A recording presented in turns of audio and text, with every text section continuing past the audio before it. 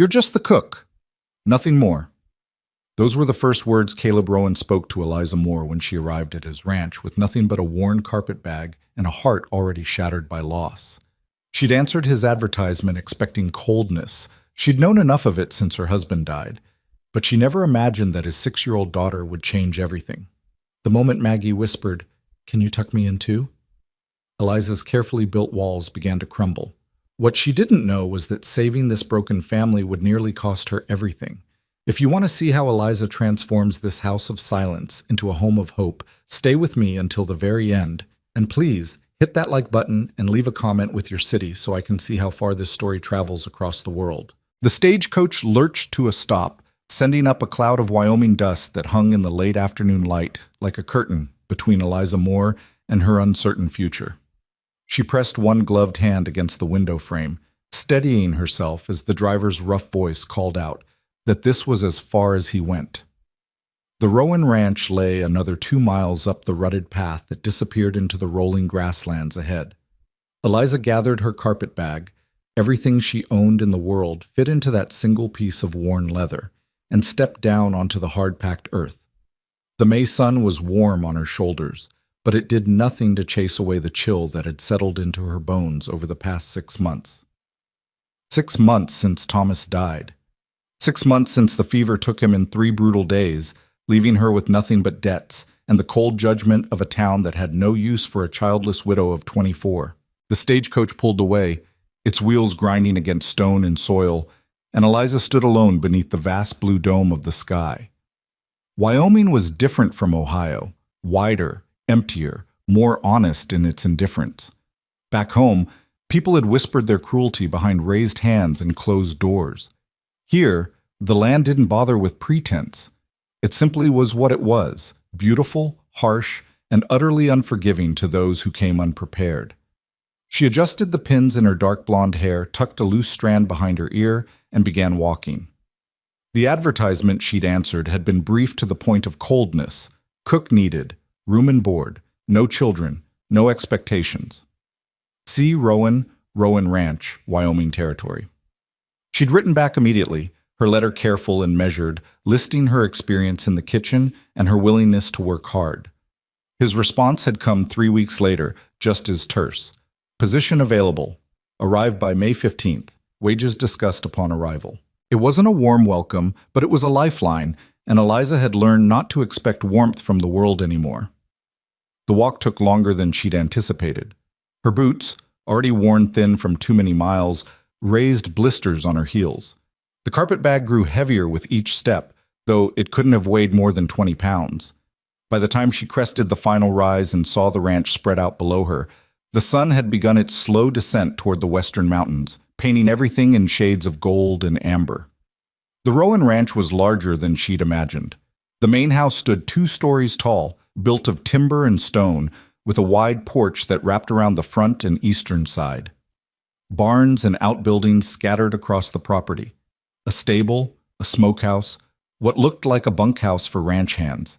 Cattle grazed in distant pastures, and she could hear the faint sounds of men's voices carrying across the open space, though she couldn't see them yet. Eliza paused at the edge of the property, suddenly aware of how she must look. Dusty, tired, her traveling dress creased and stained from days of hard travel. She'd sold most of her good clothes to pay Thomas's debts, keeping only what she needed. Pride was a luxury she could no longer afford. She walked toward the main house, her footsteps echoing on the wooden porch steps. Before she could knock, the door swung open. The man who stood in the doorway was tall, well over 6 feet, with broad shoulders and the kind of physical presence that came from years of hard labor. His dark hair was cut short, showing the first hints of silver at the temples, and his face was weathered by sun and wind into sharp, uncompromising lines. But it was his eyes that struck her most, gray as storm clouds, assessing her with an intensity that made her want to look away. "Mrs. Moore?" It wasn't a question. "Yes, sir. Mr. Rowan, I presume?" He nodded once, his expression unchanging. "You're late. I expected you 2 days ago. The stage was delayed and I didn't ask for an explanation." His voice was level, neither warm nor particularly cold, simply stating facts. I asked you to be here by the 15th. Today is the 17th. Eliza felt heat rise to her cheeks, but she kept her voice steady. I apologize. I came as quickly as I could. For a long moment, he simply looked at her, and she had the uncomfortable feeling of being measured against some internal standard she couldn't see. Then he stepped back, opening the door wider. Come in. We'll discuss terms. The interior of the house was dim after the bright sunlight, and Eliza had to blink several times before her eyes adjusted. The front room was spacious but Spartan, furniture that was functional rather than decorative, walls bare except for a single landscape painting above the stone fireplace. Everything was clean but somehow lifeless, as if the house itself was holding its breath. Caleb Rowan gestured toward a straight-back chair near the unlit fireplace. Sit. Eliza sat, placing her carpetbag at her feet, and waited while he remained standing. It was a deliberate choice, she realized, a way of maintaining dominance in the conversation. She'd seen Thomas use the same tactic with men who owed him money. I'll be direct, Mrs. Moore. I need someone who can cook for myself, my daughter, and 6 ranch hands. 3 meals a day, 7 days a week. You'll have Sundays after lunch to yourself. Room and board provided. There's a small bedroom off the kitchen that's yours. Wages are $30 a month. $30 was more than fair for a cook's position, especially one that included room and board. Eliza nodded. That's acceptable. I'm not finished. His gray eyes never left her face. You're here to cook, nothing more. You don't discipline my daughter. You don't make decisions about the running of this household, and you don't involve yourself in matters that don't concern you. The ranch hands eat in the bunkhouse. You'll prepare their meals and leave them in the warming oven. They don't come into this house. Is that clear? Perfectly clear, Mr. Rowan. Good. One more thing. He crossed his arms over his chest and his voice dropped slightly, taking on a harder edge. My daughter has been through a difficult time. Her mother died 2 years ago. She's fragile. She doesn't need another woman coming in here trying to replace what she lost. You'll be kind to her. You'll feed her properly, but you won't try to be something you're not.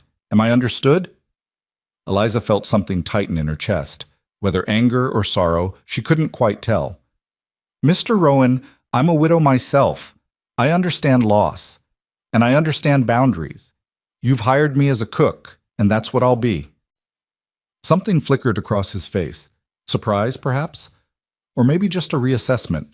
But it was gone before she could identify it, replaced by that same impassive mask. When can you start? Now, if you like. I assume someone needs to prepare dinner. For the first time, the corner of his mouth twitched upward. Not quite a smile, but close. The kitchen's through there. He pointed toward a doorway to the right. Maggie's in her room upstairs. She knows you're coming. I've got work to finish before dark. He headed toward the front door, then paused. Mrs. Moore? The pantry's well stocked. Use what you need. And then he was gone, the door closing behind him with a solid thunk that seemed to emphasize the emptiness of the house. Eliza sat for a moment longer, letting out a breath she hadn't realized she'd been holding. So that was Caleb Rowan, wealthy, brusque, and clearly determined to keep everyone at arm's length. The kind of man who'd built walls so high, he'd forgotten what it was like to let anyone over them. Well, she'd dealt with difficult men before. She picked up her carpetbag and made her way to the kitchen, pushing through the heavy wooden door into a space that immediately felt more welcoming than the rest of the house. The kitchen was large, with windows facing east and south that let in warm afternoon light. A cast-iron stove dominated one wall, well-maintained and radiating stored heat. Work surfaces lined the other walls, and the pantry, when she opened it, proved to be exactly as promised, well-stocked with flour, cornmeal, beans, preserved vegetables, and even some luxury items like sugar and coffee. Someone had taken care to prepare for her arrival, even if Caleb Rowan himself seemed determined to keep her at a distance. Eliza set down her bag in the small bedroom just off the kitchen, barely large enough for a narrow bed, a dresser, and a washstand, but clean and private, and returned to begin her work. She tied on an apron she found hanging by the door, washed her hands in the basin, and assessed what she had to work with. 2 hours until dinner needed to be ready. She decided on something simple but satisfying. Beef stew with root vegetables, fresh biscuits, and dried apple pie for dessert. It was the kind of meal that would feed working men without being fancy, comfort food that would fill bellies and, she hoped, begin to build trust. She was peeling potatoes when she heard the soft creak of footsteps on the stairs. Eliza turned to find a small figure standing in the kitchen doorway. The girl couldn't have been more than 6 years old, with dark hair like her father's, but softer features, a heart-shaped face with wide, uncertain brown eyes. She wore a simple blue dress that looked recently pressed, and her hands were clasped tightly in front of her as if she wasn't sure whether she should be there. "Hello," Eliza said gently, setting down her knife. "You must be Maggie." The girl nodded but didn't speak.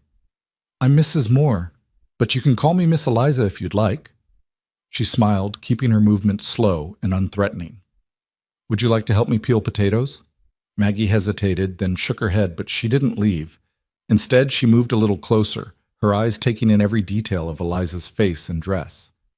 "That's all right. You can just keep me company if you want." Eliza returned to her work, aware of the child's intense scrutiny, but not wanting to make her self-conscious about it. "I'm making stew for dinner. It was one of my husband's favorite meals." "Your husband?" Maggie's voice was soft, barely above a whisper. "Yes, his name was Thomas. He died last year." The girl was quiet for a long moment. Then, "My mama died too." Eliza's hand stilled on the potato she was holding. She looked at Maggie, really looked at her, and saw the same grief she'd been carrying for 6 months reflected in those young eyes. "I know, sweetheart. Your father told me. I'm very sorry." "Papa doesn't talk about her anymore." The words were spoken without accusation, just a simple statement of fact, but they hit Eliza like a physical blow. She set down the potato and dried her hands on her apron, then crouched down so she was at eye level with the child. "Sometimes," she said carefully, "when people lose someone they love very much, talking about them hurts too much. So they keep quiet instead, but that doesn't mean they've forgotten. It just means the hurt is still very fresh." Maggie studied her with those 2 old eyes. "Does it hurt you to talk about your husband?" "Yes," Eliza admitted, "but I talk about him anyway because I don't want to forget him, and because talking about the people we've lost helps keep them with us, in a way." The girl considered this. Then, without warning, she took a step forward and wrapped her small arms around Eliza's neck. It was a brief embrace, over almost as soon as it began, but it left Eliza's eyes burning with unshed tears. "I think you're nice," Maggie whispered, then turned and ran from the kitchen before Eliza could respond. Eliza stayed crouched on the floor for a long moment, one hand pressed to her chest where her heart was beating too fast. She hadn't expected this, hadn't expected the immediate connection with this grieving child, hadn't expected to feel anything except the numb professionalism she'd cultivated over the past months. But Maggie Rowan had just broken through her carefully maintained distance with nothing more than a question and a hug. "Oh no," Eliza thought. "This is dangerous." Caleb Rowan had been clear. Don't get attached. Don't try to replace what was lost. But how was she supposed to maintain that distance when his daughter was clearly starving for connection? When those brown eyes held the same grief and loneliness that Eliza saw in her own mirror every morning? She stood, wiping roughly at her eyes, and returned to the potatoes. She would do her job. She would cook and clean and maintain proper boundaries. But she wouldn't be cold to that child. She couldn't be. Whatever Caleb Rowan thought about attachment and replacement, his daughter needed more than just food on a plate. The stew came together beautifully, the kitchen filling with rich, savory aromas as the beef and vegetables simmered together. The biscuits rose golden and perfect in the oven. The apple pie cooled on the windowsill, its crust flaky and inviting. By the time the dinner hour arrived, Eliza had prepared and set out the ranch hand's meal in the warming oven as instructed. She'd set the kitchen table for 3 with simple but clean dishes, and she'd changed from her dusty traveling dress into the one clean work dress she'd kept, brushing out her hair and repinning it into a simple bun. Caleb appeared precisely at 6 o'clock, his face and hands freshly washed, his expression as unreadable as before. Maggie came down moments later, slipping quietly into her chair. "Smells good," Caleb said, which might have been the highest compliment he was capable of giving. Eliza served them both, then fixed her own plate and sat down. For a few minutes, the only sound was the scrape of silverware against dishes. The stew, if she did say so herself, had turned out well, The meat tender, the vegetables perfectly cooked, the broth rich with flavor. "This is excellent, Mrs. Moore." Caleb's voice held a note of genuine surprise. "Thank you, Mr. Rowan. Papa, can Miss Eliza read me a story after dinner?" Maggie's question was directed at her father, but her eyes were on Eliza. Caleb's jaw tightened almost imperceptibly. "Mrs. Moore has work to do. She doesn't have time for stories." "Actually," Eliza heard herself say, despite her better judgment, "I'd be happy to, if you don't mind, Mr. Rowan. After I've cleaned up the kitchen, of course." The look he gave her was sharp enough to cut glass. "I thought we were clear about boundaries, Mrs. Moore." "We were, but I don't see how reading a child a story before bed crosses any boundaries. It's a kindness, not an attempt to replace anyone." The silence that followed was thick with tension. Maggie's eyes moved between the two adults, her small face anxious. Eliza held Caleb's gaze, refusing to back down, even as her heart hammered in her chest.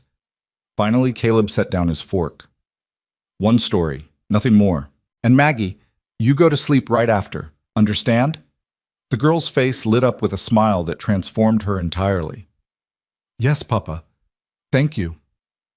The rest of the meal passed in careful neutrality. Caleb asked no personal questions and volunteered no information about himself. Eliza kept the conversation focused on practical matters: what time meals should be served, dietary preferences, whether there were any special occasions coming up that would require extra cooking. When dinner ended, Caleb excused himself to check on the livestock one final time before dark. Maggie helped Eliza clear the table, chattering now about her favorite stories and her cat that lived in the barn and how she'd learned to rope a fence post just last week. "Your father must be very proud," Eliza said as she washed dishes in the basin. "I don't know. He doesn't say." Maggie dried a plate carefully, her small face serious again. "He used to smile more before Mama died. Now he mostly just works." Eliza's hand stilled in the warm water. "Grief does different things to different people, sweet girl. Some people cry, some people get angry, some people just keep moving, because if they stop, they're afraid they'll fall apart. Which kind are you?" The question was so direct, so honest, that Eliza couldn't help but smile even as tears pricked her eyes again. "I'm the kind who keeps moving, just like your papa." Maggie nodded as if this made perfect sense. "That's why he hired you, I think. Because you understand." Out of the mouths of babes, Eliza thought, maybe this 6-year-old had more wisdom than either of the adults in this house. After the dishes were done and the kitchen tidied, Eliza followed Maggie upstairs to her bedroom. It was a sweet room, painted pale yellow, with lace curtains and a bed covered in a beautiful quilt. But like the rest of the house, it felt somehow empty. Toys lined up too neatly on shelves, books stacked with military precision, everything in its place but nothing lived in. "Which story would you like?" Eliza asked, examining the small bookshelf. "The one about the princess who saves herself." Eliza smiled and pulled out a worn copy of a fairy tale collection. She settled into the chair beside Maggie's bed and began to read, her voice soft and steady in the quiet room. The story was about a princess imprisoned in a tower who learned to weave rope from her own hair, creating a ladder to freedom. It was a good story, one about resourcefulness and courage rather than waiting for rescue. Maggie listened intently, her eyes growing heavier as the story progressed. By the time Eliza reached the end, the girl was yawning. "Time for sleep now," Eliza said, closing the book. "Miss Eliza?" Maggie's voice was drowsy. "Will you tuck me in?" Eliza's breath caught. This was exactly what Caleb had warned against, crossing boundaries, trying to be something she wasn't. But how could she refuse such a simple request? How could she deny this grieving child a moment of comfort? She stood and pulled the quilt up to Maggie's chin, smoothing it gently. "There you go, all tucked in." "Thank you." Maggie's eyes were already closing. "I'm glad you're here." Eliza felt something crack open inside her chest, something she'd kept carefully locked away since Thomas died. "So am I, sweetheart. So am I." She was halfway to the door when Maggie spoke again, her voice barely audible. "Can you tuck me in tomorrow too?" Eliza turned back, looking at the small figure already half asleep in the bed. Tomorrow, and the day after that, and the day after that. A series of tomorrows stretching out into an uncertain future. each one an opportunity to either maintain safe distance or risk connection. "We'll see," she said softly, though in her heart she already knew the answer. She closed the door quietly and made her way back downstairs, her mind churning. The kitchen was dark except for the glow of banked coals in the stove. She lit a lamp and sat down at the table, suddenly exhausted. This was supposed to be simple. She was supposed to cook, keep her head down, save money, and eventually move on to what? She didn't know. She'd been so focused on escaping Ohio, on finding any lifeline that would pull her away from the suffocating judgment and memories, that she hadn't thought beyond this moment. But now there was Maggie, with her brown eyes full of unspoken sadness, and her simple requests that shouldn't have felt so weighted with meaning. And there was Caleb Rowan, stern and distant, building walls to protect himself and his daughter from any more hurt. Eliza knew all about walls. She'd built enough of her own. The front door opened and closed, and she heard Caleb's footsteps in the hall. He appeared in the kitchen doorway, still in his work clothes, dust on his boots. His eyes found her immediately. "She's asleep," Eliza reported before he could ask. He nodded, some of the tension leaving his shoulders. "Thank you." "Mr. Rowan, I need to ask you something." Eliza stood, squaring her shoulders. "Your daughter is grieving. I can see it as clearly as I can see my own grief in the mirror. And while I respect your boundaries, I can't be cold to her. I won't be. If that's a problem, tell me now, and I'll move on in the morning." He was quiet for a long moment, his expression unreadable in the lamplight.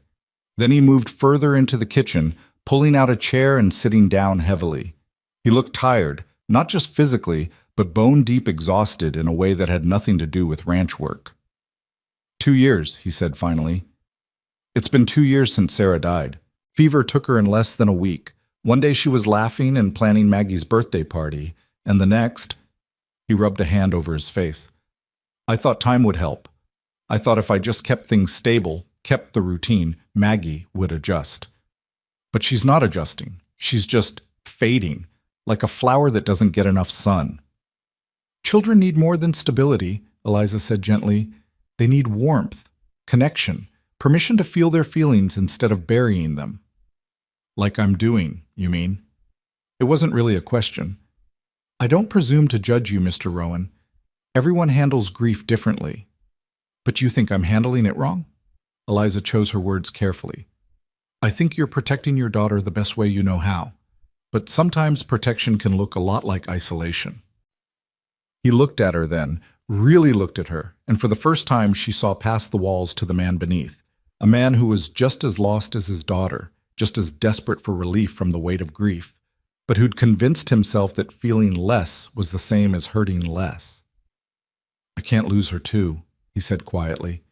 If I let myself feel everything, I'm afraid I'll break. And if I break, who takes care of Maggie? Maybe, Eliza said, you don't have to do it all alone.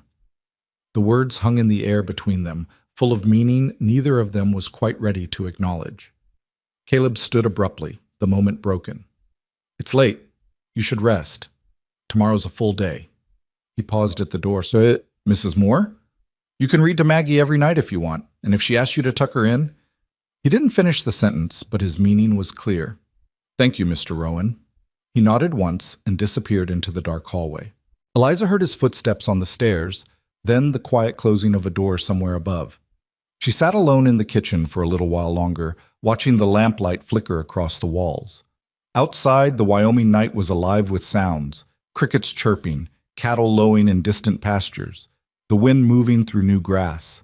It was so different from Ohio, where every sound had been familiar, where Thomas's absence had echoed in every room of their small house. Here, she was starting over. Not because she wanted to forget Thomas. She would never forget him. But because staying in that house, in that town, would have meant drowning in memories until there was nothing left of her but grief. Caleb Rowan understood that, she realized. He'd seen it in her immediately, recognized a kindred spirit trying to outrun pain by keeping moving. But Maggie was just a child who'd lost her mother and was slowly losing her father to his own fear of feeling. And maybe, just maybe, Eliza could help with that. Not by replacing what was lost, that was impossible, but by showing them both that it was safe to feel again. That opening your heart didn't mean betraying the memory of those who were gone. It was a dangerous thing she was considering. Getting attached to this child, to this broken family, meant risking her own heart all over again. It meant the possibility of more loss, more pain. But as Eliza finally turned down the lamp and made her way to her small bedroom, she found she was willing to take that risk. Because the alternative, going through life numb and disconnected, never letting anyone close, wasn't really living at all. It was just existing. And Eliza Moore had already spent too many months merely existing. Tomorrow, she decided, she would begin to live again. And maybe, if she was lucky and brave enough, she could help Caleb and Maggie Rowan do the same. The first full week at the Rowan Ranch passed in a rhythm that was both exhausting and oddly comforting. Eliza rose before dawn each morning, the sky still dark and studded with stars, to light the stove and begin breakfast preparations. By the time the sun crested the eastern hills, painting the grasslands in shades of rose and gold, she had coffee brewing and bacon sizzling in the cast-iron skillet. The ranch hands' meals were portioned and waiting in the warming oven by 6 o'clock sharp, and the kitchen table was set for 3. Caleb appeared each morning at precisely 6:15, his face freshly shaved, his dark hair still damp from washing. He would nod his greeting, never quite meeting her eyes, pour himself coffee, and wait in silence until Maggie came downstairs. The girl always entered tentatively, as if uncertain of her welcome, but her face would light up when she saw Eliza at the stove. "Good morning, Miss Eliza," she'd say, and those 3 words became the brightest part of Eliza's day. "Good morning, sweetheart. Did you sleep well?" It was always the same exchange, comfortable in its predictability, and Caleb never objected. In fact, Eliza noticed that his shoulders would relax slightly when Maggie smiled, as if some tension he'd been carrying eased just a fraction. Breakfast was usually pancakes or eggs with bacon, occasionally biscuits with sausage gravy that made the ranch hands send back their empty containers with what Eliza could only interpret as satisfied groans. Maggie would chatter about her dreams, or the barn cat's new kittens, or the wildflowers blooming near the creek, filling the silence her father maintained. Caleb listened, Eliza noticed, even when he didn't respond. His eyes would track his daughter's animated gestures, and sometimes, just sometimes, the corner of his mouth would twitch upward. After breakfast, Caleb would disappear to manage the ranch, and Maggie would hover near Eliza as she cleaned the kitchen and began preparations for the midday meal. The child was hungry for company in a way that broke Eliza's heart. She would pull a chair up to the work counter and watch with rapt attention as Eliza kneaded bread dough or peeled vegetables, asking endless questions about cooking in Ohio and what it was like to be married. "Did you love your husband very much?" Maggie asked one morning, her chin propped on her hands as she watched Eliza roll out pie crust. Eliza paused, the rolling pin heavy in her hands. "Yes, I did. Very much. Papa loved Mama like that. I could tell because he used to look at her the way the sun looks at the flowers, like he was helping her grow." The metaphor was so unexpectedly beautiful that Eliza had to blink back tears. "That's a lovely way to describe it, Maggie. I don't think he looks at anything that way anymore." The girl's voice was matter-of-fact, but there was an undertone of sadness that no 6-year-old should have to carry. "Do you think he'll ever be happy again?" Eliza set down the rolling pin and moved to sit beside Maggie, flour dusting her apron. "I think happiness doesn't leave us forever, even when we lose someone. It just takes a vacation. And slowly, bit by bit, it comes back. Not the same way it was before, but in new ways." "Has your happiness come back?" "Some of it," Eliza admitted. "Being here helps. Having work to do. And meeting you helps very much." Maggie's smile was like sunrise.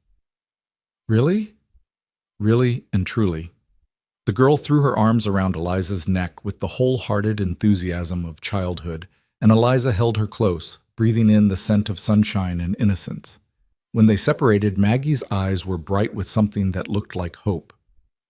"Will you teach me to make pie?" "I would love to teach you to make pie." They spent the rest of the morning covered in flour, Maggie's small hands clumsily mimicking Eliza's practiced movements.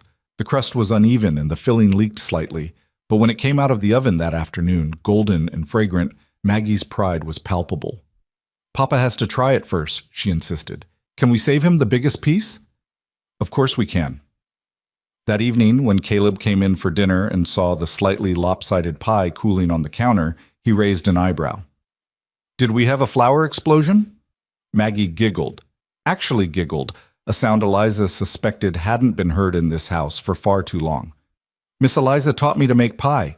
You have to try it, Papa. I made it almost all by myself."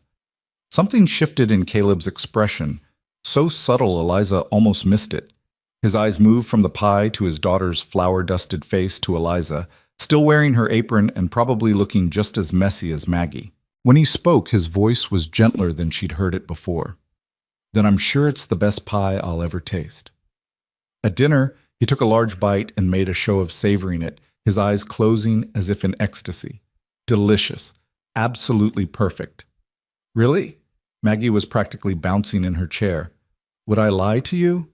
He reached over and tugged gently on one of her braids, and for just a moment Eliza caught a glimpse of the man he must have been before grief hardened him.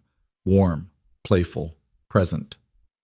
The moment passed quickly, his walls sliding back into place.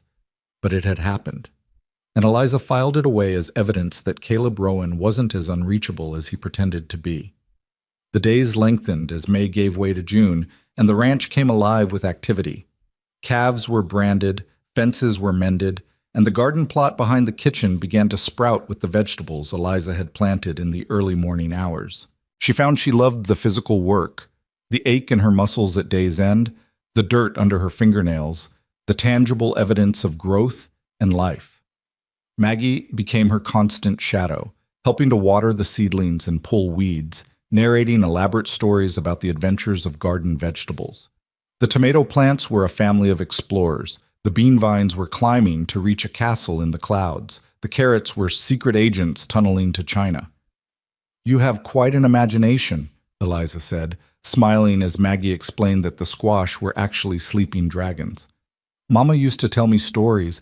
She said imagination makes everything more interesting." "Your mama was very wise." "Do you think she can see me? From heaven?" Eliza sat back on her heels, considering her answer carefully. "I think that the people who love us never really leave us.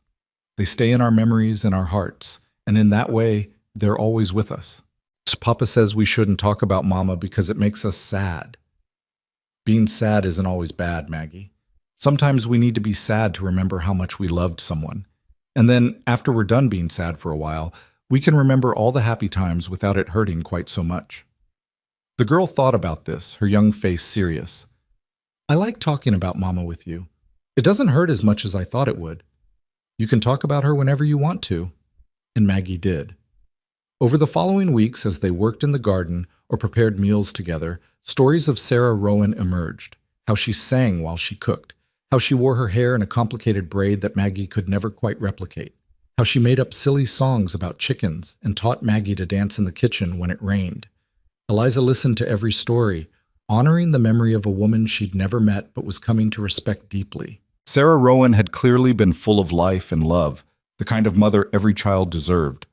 No wonder her loss had hollowed out this family. But slowly, almost imperceptibly, the house began to change.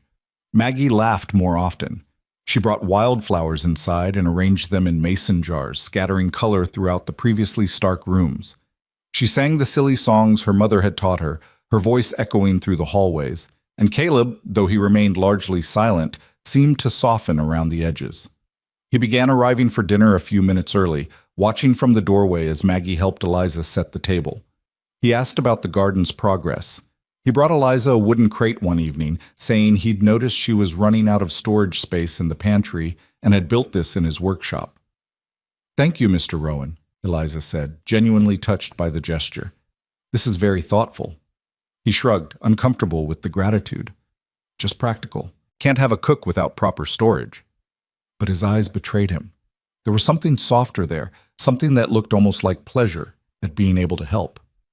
The ranch hands, who initially kept their distance, began finding excuses to linger near the kitchen. Eliza would find them checking the woodpile or inspecting the garden fence at times that coincidentally aligned with when she was taking fresh bread or pies out of the oven.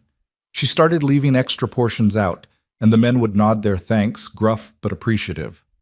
"Ma'am, that's the best fried chicken I've had since my mother passed," one of them said one evening, hat in hand, looking embarrassed by his own boldness. I'm glad you enjoyed it. We all do. The boss has been easier lately. Think it's 'cause the food's better, and 'cause little Maggie's smiling again.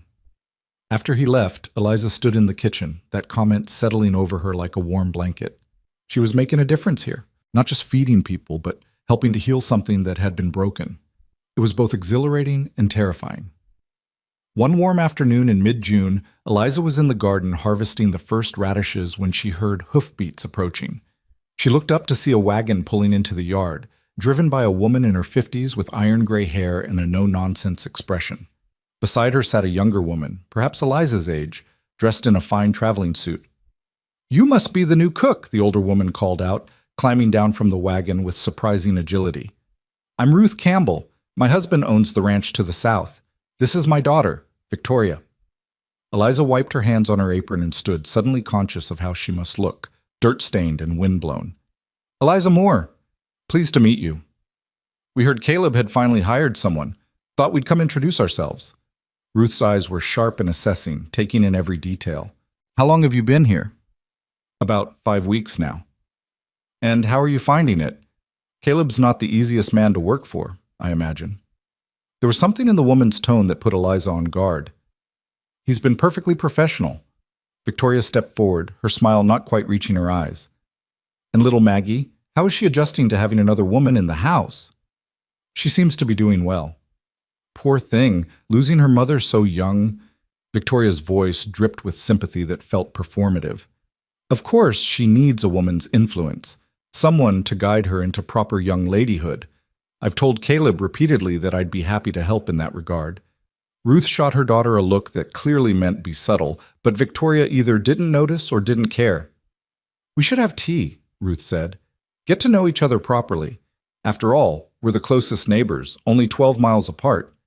Eliza couldn't refuse without being rude, so she led them into the kitchen and put the kettle on. As she prepared tea and arranged some cookies on a plate, she was acutely aware of Victoria's eyes following her every movement. "This kitchen is quite well organized," Victoria observed. "Much better than when poor Sarah was alive. She was a dear woman, but not the most practical housekeeper." Eliza bit back her first response. "I wouldn't know. I never met her." "Oh, of course not." "Well, I knew her quite well. Caleb and I have known each other since childhood, you see. Our families hoped we might—" She trailed off delicately. "But then he met Sarah and well, love makes fools of us all, doesn't it?" The subtext was clear.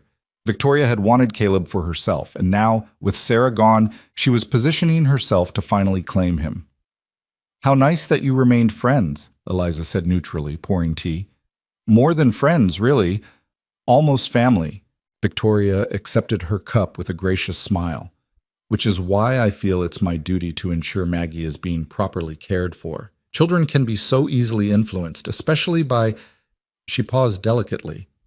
"Temporary employees." The emphasis on temporary was deliberate, a reminder that Eliza was hired help, not family, no matter how close she might become to Maggie. Ruth cleared her throat. "What Victoria means is that we're here to support Caleb however we can. It's been a difficult 2 years for him." "I'm sure it has been." "He needs a proper wife," Victoria continued, abandoning all pretense of subtlety. "Someone who understands his position in the community, who can manage his household and help raise Maggie with the right values. Someone of appropriate standing." "I'm sure Mr. Rowan is capable of making his own decisions about his future," Eliza said carefully. "Of course he is, but men often need gentle guidance in such matters." Victoria's smile was as sharp as a knife. "I just wanted to make clear for your sake that any inappropriate attachments would be unwise for everyone involved." Eliza set down her teacup with enough force to make it rattle. "Mrs. Campbell." "Miss Campbell," Victoria corrected smoothly. "Miss Campbell, I am Mr. Rowan's cook, nothing more, nothing less. Any assumptions you're making are entirely your own." "I'm sure they are." Victoria's tone suggested she believed no such thing. "But a word of advice from one woman to another: don't mistake a grieving man's momentary kindness for something deeper. You'll only end up hurt." Before Eliza could respond, the kitchen door swung open and Maggie burst in, her face flushed with excitement. "Miss Eliza, you should see the kittens! They're—" She stopped short, seeing the visitors. "Oh, hello, Miss Victoria." The coolness in the child's voice was unmistakable. "Maggie, darling." Victoria stood, arms outstretched. "Come give me a hug." Maggie took a deliberate step closer to Eliza instead. "We're very busy right now. Miss Eliza is teaching me about gardening." "How lovely, but surely you can spare a moment for old friends." Victoria's smile remained fixed, but her eyes had gone hard. "Your father and I were just discussing the other day how you need more structured education. Perhaps music lessons? Embroidery?" "I like gardening and cooking better." "Yes, well, those are fine skills for certain types of women." Victoria's gaze flicked meaningfully to Eliza. "But a young lady of your position needs to learn more refined accomplishments." Mama said the best accomplishment was being kind to people. The room went very still. Victoria's smile finally slipped, replaced by something colder. "Your mother was a saint, of course, but she's gone now, and someone needs to guide you properly." "Miss Eliza guides me just fine." Ruth stood abruptly. "We should go. Thank you for the tea, Mrs. Moore." "Yes," Victoria added, her tone clipped. "We wouldn't want to overstay our welcome. Please tell Caleb I stopped by, and that I'll be at the church social on Sunday. I hope he'll save me a dance." After they left, Maggie sagged against Eliza's side. "I don't like her." "Maggie, Mama didn't like her either. I heard her tell Papa once that Miss Victoria was like a pretty dress with scratchy lining, nice to look at but uncomfortable to wear." Eliza couldn't help but laugh, though she tried to cover it with a cough. "That's not a kind thing to say, even if, well, we should always try to see the best in people." "Even when they're mean to you?" "Especially then. Being kind doesn't mean letting people hurt you, but it does mean not stooping to their level." Maggie considered this. "You're much nicer than Miss Victoria, and prettier too." "Beauty is subjective, sweetheart." "What does subjective mean?" "It means different people like different things. What one person thinks is beautiful, another person might not." "Well, I think you're the most beautiful person I've ever seen. Except for Mama. You're different beautiful, but the same amount." She hugged Eliza tightly. "Don't let Miss Victoria make you leave, okay? Promise?" Eliza held the child close, breathing in the scent of sunshine and innocence, and felt her heart crack a little wider. "I promise I won't leave unless I absolutely have to." It was a careful promise, one that left room for circumstances beyond her control, but Maggie accepted it with the faith of childhood. As they returned to the garden, Eliza couldn't shake Victoria's words. Don't mistake a grieving man's momentary kindness for something deeper. But what if it wasn't mistake? What if the connection growing between them, tentative and unacknowledged as it was real? And more importantly, what was she supposed to do about it? That evening, Caleb arrived for dinner with a dark expression and mud splattered across his shirt. "We've got a problem with the water supply. One of the main irrigation channels collapsed. I'll be working late all week to fix it." "I'll keep your dinner warm," Eliza said. "Don't bother. I'll eat cold." He paused, noticing Maggie's subdued mood. "What's wrong, little one?" "Miss Victoria came by today." Caleb's jaw tightened. "What did she want?" "She wanted to remind everyone that she exists," Maggie said with surprising asperity. "And she was mean to Miss Eliza." His eyes snapped to Eliza. "Mean how?" "It wasn't," Eliza began. "She said Miss Eliza was just temporary and shouldn't get inappropriate attachments." Maggie's voice was indignant. "And she said I needed refined accomplishments, whatever those are." Caleb closed his eyes briefly, and when he opened them, they were stormy. "I'll speak with her." "That's not necessary," Eliza started. "It is necessary. Victoria has been persistent since Sarah died. I've tried to be diplomatic about it, but clearly I haven't been clear enough." He looked at Eliza directly for the first time in days. "You're not temporary, Mrs. Moore. Not unless you choose to be. And Maggie doesn't need refined accomplishments. She needs to be a child." The words hung in the air, weighted with more meaning than their surface suggested. Not unless you choose to be. It was the closest he'd come to admitting that he valued her presence beyond her cooking skills. "Thank you, Mr. Rowan," Eliza said quietly. He nodded once, then turned to his daughter. And you, Miss Maggie, did exactly right defending someone you care about. Your mother would be proud. Maggie's face lit up. Really? Really and truly. After dinner, as Eliza cleaned the kitchen, she heard Caleb's voice drifting down from upstairs, the low rumble of him reading to Maggie. It had become a new routine in the past week. Eliza would read the first story, then Caleb would appear for the second, the three of them forming a strange, unspoken partnership in caring for this child. Later, after Maggie was asleep, Caleb came down to the kitchen for coffee.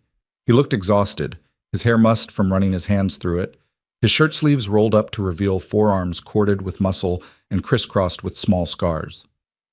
I should apologize, he said without preamble. For Victoria's behavior, she has expectations that I've never encouraged but also never explicitly shut down. That was cowardice on my part. Eliza poured him coffee and pushed the cup across the table. You don't owe me an explanation. Maybe not, but I owe you respect. You've done more for Maggie in 6 weeks than anyone else has managed in 2 years, including me. He stared into his coffee. She laughs again. Did you notice? Real laughter, not the polite kind she was doing before. I noticed. I'd forgotten what it sounded like. His voice was rough. I'd forgotten what a lot of things sounded like, what they felt like. After Sarah died, it was like all the color drained out of the world. Everything was gray and flat and distant. I went through the motions because Maggie needed me to, but I wasn't really present. Eliza sat down across from him, her hands wrapped around her own cup. I know that feeling. I know you do. That's why I hired you. I saw it in your letter, that same emptiness. I thought someone who understood grief wouldn't expect me to be anything other than what I was. And now? He finally looked up, meeting her eyes. Now I'm starting to wonder if staying empty is the same thing as staying safe.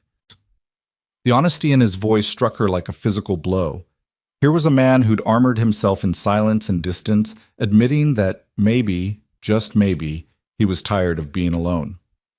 I can't promise I have all the answers, Eliza said carefully. I'm still figuring out how to keep breathing most days. But you're trying. That's more than I've been doing. You've been protecting your daughter. That takes tremendous strength. Or tremendous fear. He smiled, but there was no humor in it. I've been so afraid of Maggie getting attached to someone else who might leave that I've been leaving her myself, just emotionally checking out. How messed up is that? Human, Eliza said. It's human. We all do the best we can with the tools we have. They sat in companionable silence for a while, the kitchen warm and quiet around them. Outside, crickets sang their evening chorus, and somewhere in the distance a coyote howled. It was a lonely sound, and Eliza found herself thinking about all the lonely people in the world, each one trying to protect themselves from more pain by closing off their hearts. Victoria's not wrong about one thing, Caleb said eventually. You could do better than this place, than us. What makes you think I want better? Because you're young, you're talented, and you deserve more than cooking for a broken family on a remote ranch. Eliza set down her cup and leaned forward. Mr. Rowan, Caleb, you're not broken. Grieving, yes. Hurting, definitely, but not broken. And neither is Maggie. You're both just healing at your own pace. He studied her face as if trying to memorize it. Why did you really come here, Eliza? The use of her first name sent a small thrill through her. Because I needed somewhere to heal too, and because... She hesitated, then decided on honesty. Because I was drowning in Ohio. Every street corner reminded me of Thomas. Every pitying look from the neighbors made it harder to breathe. I needed distance to remember who I was before I was a wife, before I was a widow. And have you remembered? I'm starting to. Caleb reached across the table, his hand hovering near hers but not quite touching. Thank you for giving Maggie her laugh back. I didn't realize how much I missed it until I heard it again. She's an easy child to love. So you do love her. It wasn't really a question, and Eliza didn't pretend otherwise. Yes, I do. I know that complicates things, but I can't help it. She reminds me of all the good things in the world that I thought I'd lost. His hand finally closed over hers, warm and calloused and solid. I'm glad. She needs someone to love her without reservation. I've been so busy protecting her that I forgot to just love her loudly. It's not too late. No, he agreed, his thumb brushing across her knuckles in a gesture so gentle it made her throat tight. It's not too late. They stayed like that for a long moment, connected by touch and understanding, before Caleb pulled away, standing abruptly. I should let you get some rest. Tomorrow's another long day. For both of us. He paused at the door, looking back. Eliza, I meant what I said. You're not temporary. Not unless you want to be. After he left, Eliza sat in the dark kitchen, her hand still warm where his had been, her heart beating too fast in her chest. This was dangerous territory. Getting attached to Maggie was one thing. Children were easy to love. But Caleb? That was something else entirely. He was her employer. He was grieving. He was a wealthy rancher with a position in the community, and she was a penniless widow with nothing to offer but her cooking skills and her company. But more than that, loving him meant risking her heart again. It meant opening herself up to the possibility of more loss, more pain. She'd barely survived losing Thomas. Could she really take that chance again? The answer, she realized, was already forming in her heart whether she wanted it to or not. Because somewhere between the flour-dusted pie lessons and the bedtime stories and the quiet conversations in lamplight, she'd started falling for both of them, the serious, wounded man and his bright, brave daughter.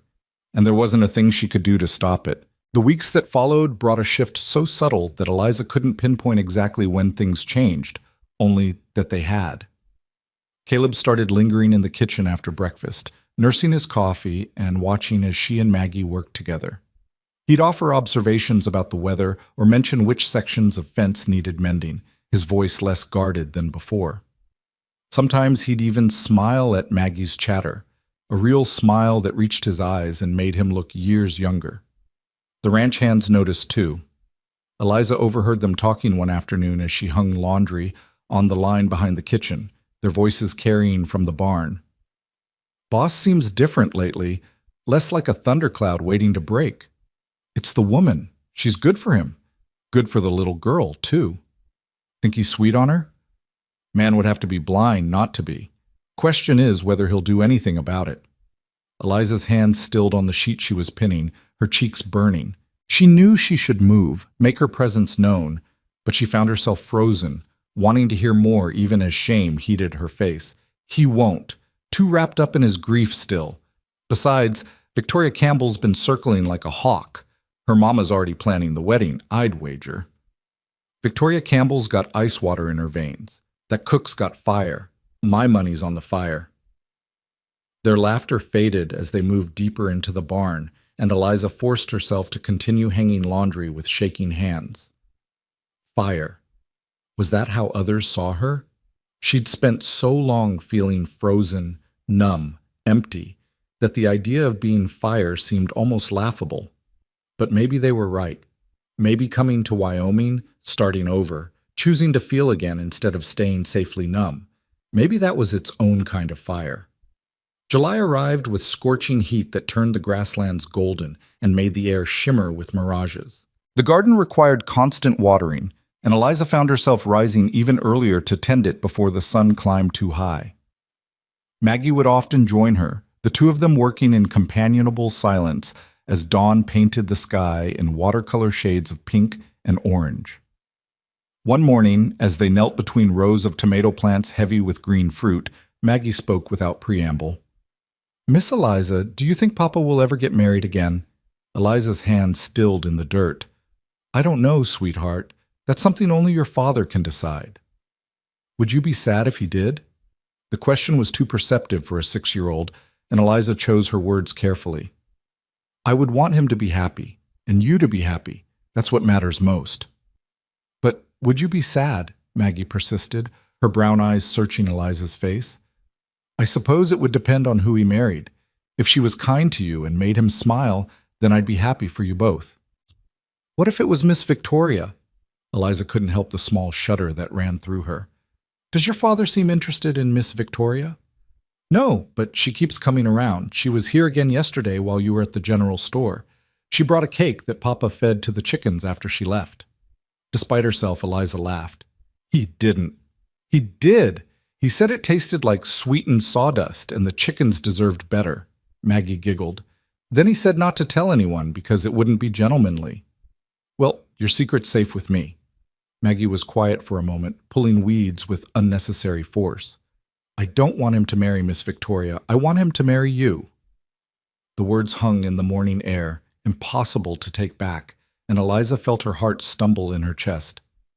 Maggie, I know I'm not supposed to say it, but it's true. You make everything better. The house feels like a home again. Papa smiles sometimes. I'm not scared all the time anymore. Scared of what? The girl's voice dropped to barely a whisper. That he'll disappear too, like Mama did. That one day I'll wake up and he'll be gone and I'll be all alone. Eliza pulled Maggie into her arms, holding her tight as the child's small body shook with suppressed sobs. Oh, sweetheart, your papa isn't going anywhere. He loves you so much. But what if something happens?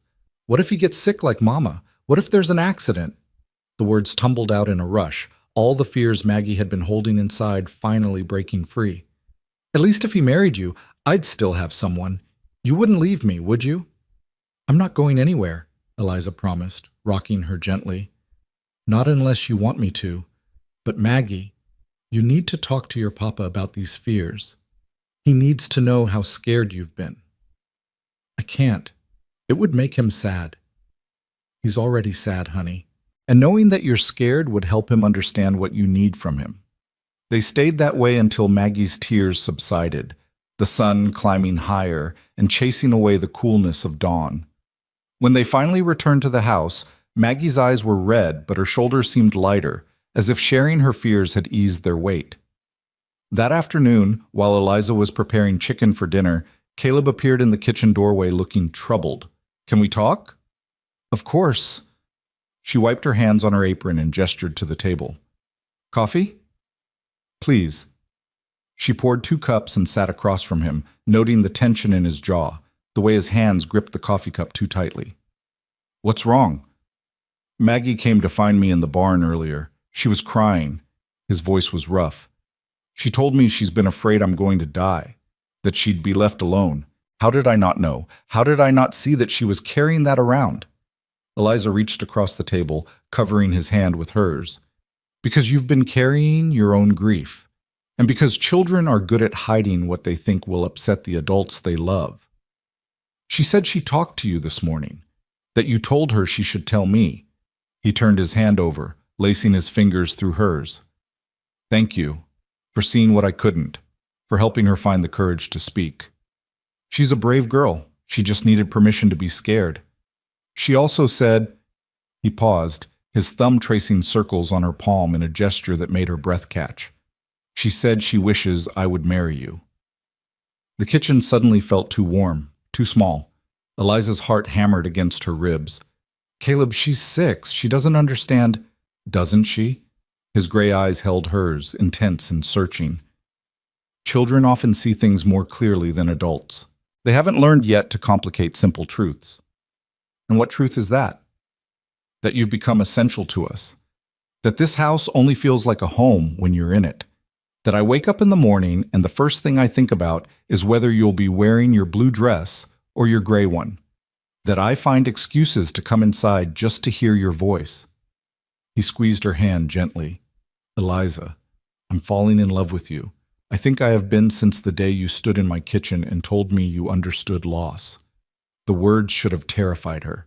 They should have sent her running, protecting her still healing heart from the risk of more pain, but instead she felt something inside her chest crack open, letting in light. I'm scared, she admitted. I lost Thomas and it nearly destroyed me. The thought of loving someone again, of risking that kind of loss. I know. I'm scared too. Terrified, actually. His smile was crooked, vulnerable. But I'm more scared of spending the rest of my life half alive, going through the motions but never really feeling anything. You've reminded me what it's like to actually live, and I don't want to go back to just existing. This is complicated. I work for you. People will talk. Let them talk. I don't care about Victoria Campbell's opinion or anyone else's. I care about you, about Maggie, about building a life that has joy in it again. He stood, pulling her to her feet, his hands framing her face with a gentleness that made her eyes sting. I'm not asking you to decide anything right now. I just needed you to know, to understand that what's growing between us, it's real, at least for me. For me too, she whispered, and saying it out loud made it true in a way it hadn't been before. I love Maggie, and I'm falling in love with you. But Caleb, what if... He silenced her with a kiss, soft and sweet and tasting of coffee and promise. It was nothing like the passionate kisses she'd shared with Thomas in their youth. This was gentler, more tentative, two broken people finding their way carefully toward each other. When he pulled back, his forehead rested against hers. We don't have to have all the answers today. We'll figure it out together, one day at a time. The sound of the front door slamming made them spring apart. Maggie's voice called out, Miss Eliza, I'm hungry. Can we have those cookies you made? Caleb laughed, the sound rusty but genuine. Duty calls. Apparently, Eliza touched her fingers to her lips, still feeling the ghost of his kiss. Caleb, one day at a time sounds perfect. The following weeks passed in a haze of heightened awareness. Every accidental brush of hands felt electric. Every shared glance across the dinner table held weight. Caleb found reasons to help in the kitchen, their shoulders bumping as they worked side by side. Eliza caught herself watching him through the window as he worked with the horses, admiring the strength in his movements, the patience in his voice. They were careful around Maggie, not wanting to confuse her or make promises they weren't ready to keep. But the child seemed to sense the shift anyway, her smiles growing wider, her laughter coming more freely. Papa whistled today, she announced one evening at dinner. A whole song. He hasn't done that since Mama was alive. Caleb's ears turned red. I was in a good mood. Because of Miss Eliza, Maggie said with the blunt confidence of childhood. Everything's better because of Miss Eliza. Everything's better because we're all learning to be happy again, Eliza corrected gently. All three of us together. It was a perfect moment, the three of them gathered around the table, easy and comfortable in each other's presence. Eliza let herself imagine a future of such moments, stretching out into years. Maggie growing up with laughter in her life. Caleb smiling more often than he frowned. Herself, finally home after months of wandering. She should have known better than to trust in perfect moments. They never lasted. The fire started on a Wednesday afternoon in late July, when the heat had climbed past 100 degrees and the air was so dry it seemed to crackle. Caleb and the ranch hands were in the far pastures, mending a fence that the cattle had knocked down. Maggie was supposed to be in her room, resting during the hottest part of the day while Eliza prepared dinner. But children are curious creatures, and barn cats are unpredictable, and fate doesn't care about supposed to be's. Eliza was peeling apples for a pie when she heard it, a sharp crack followed by the frightened whinny of horses. She dropped her knife and ran to the window, her heart already knowing what her mind refused to accept. Smoke was pouring from the barn, black and thick, and rising fast. And somewhere in that smoke, she could hear a child screaming. Maggie! She didn't think. Thinking would have meant acknowledging danger, calculating risks, choosing safety over action. Instead, she simply ran, her legs pumping as fast as they would go, her lungs already burning from the smoke that seemed to be everywhere now. The barn doors were open, and she could see orange flames licking up the far wall where hay was stored. The horses were panicking in their stalls, and there, crouched in the corner near the tack room, was Maggie, frozen with terror as a beam above her head began to smolder. Maggie, come to me, Eliza screamed over the roar of the flames. I can't. My foot's stuck. Eliza plunged into the smoke, her eyes streaming, her throat closing. She could feel the heat of the fire on her skin, could hear the ominous groan of wood about to give way. She reached Maggie and saw that the child's foot was wedged beneath a fallen saddle rack. Hold on to me, Eliza commanded, lifting the rack with strength she didn't know she had. Maggie's foot came free, and Eliza scooped her up, turning back toward the door just as the burning beam above them gave way with a shriek of tortured wood. The impact drove Eliza to her knees, her back erupting in searing pain as the beam struck her shoulders. She kept her body curved over Maggie, protecting the child even as her vision began to gray at the edges. The smoke was too thick, too hot, stealing the air from her lungs. She tried to stand, but her legs wouldn't obey. The world tilted sideways, and she could hear Maggie crying, could feel small hands tugging at her dress, but everything was getting darker, farther away. Then there were other hands, stronger ones, lifting the beam off her back. Caleb's voice, hoarse with panic. "I've got you. Both of you. Hold on." He carried them both out. Eliza barely conscious, Maggie sobbing hysterically, emerging from the barn just as the roof began to collapse inward. The ranch hands were already there with buckets, fighting to keep the flames from spreading to the other buildings. Caleb laid them on the grass, his hands shaking as he checked them over. Maggie had some minor burns and would smell like smoke for days, but she was alive, relatively unharmed. Eliza was less fortunate. The beam had torn through her dress and the flesh beneath, and blood was seeping through the fabric at an alarming rate. "Someone ride for the doctor," Caleb shouted, his face ashen. "Now!" "Papa, is Miss Eliza going to die?"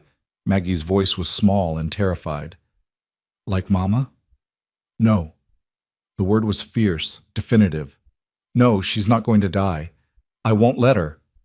But even as he said it, Eliza could see the fear in his eyes, the same helpless terror he must have felt watching Sarah slip away. History repeating itself, loss compounding loss. "Caleb?" she managed to whisper, her voice raw from smoke. "Maggie? She's safe. Because of you. You saved her."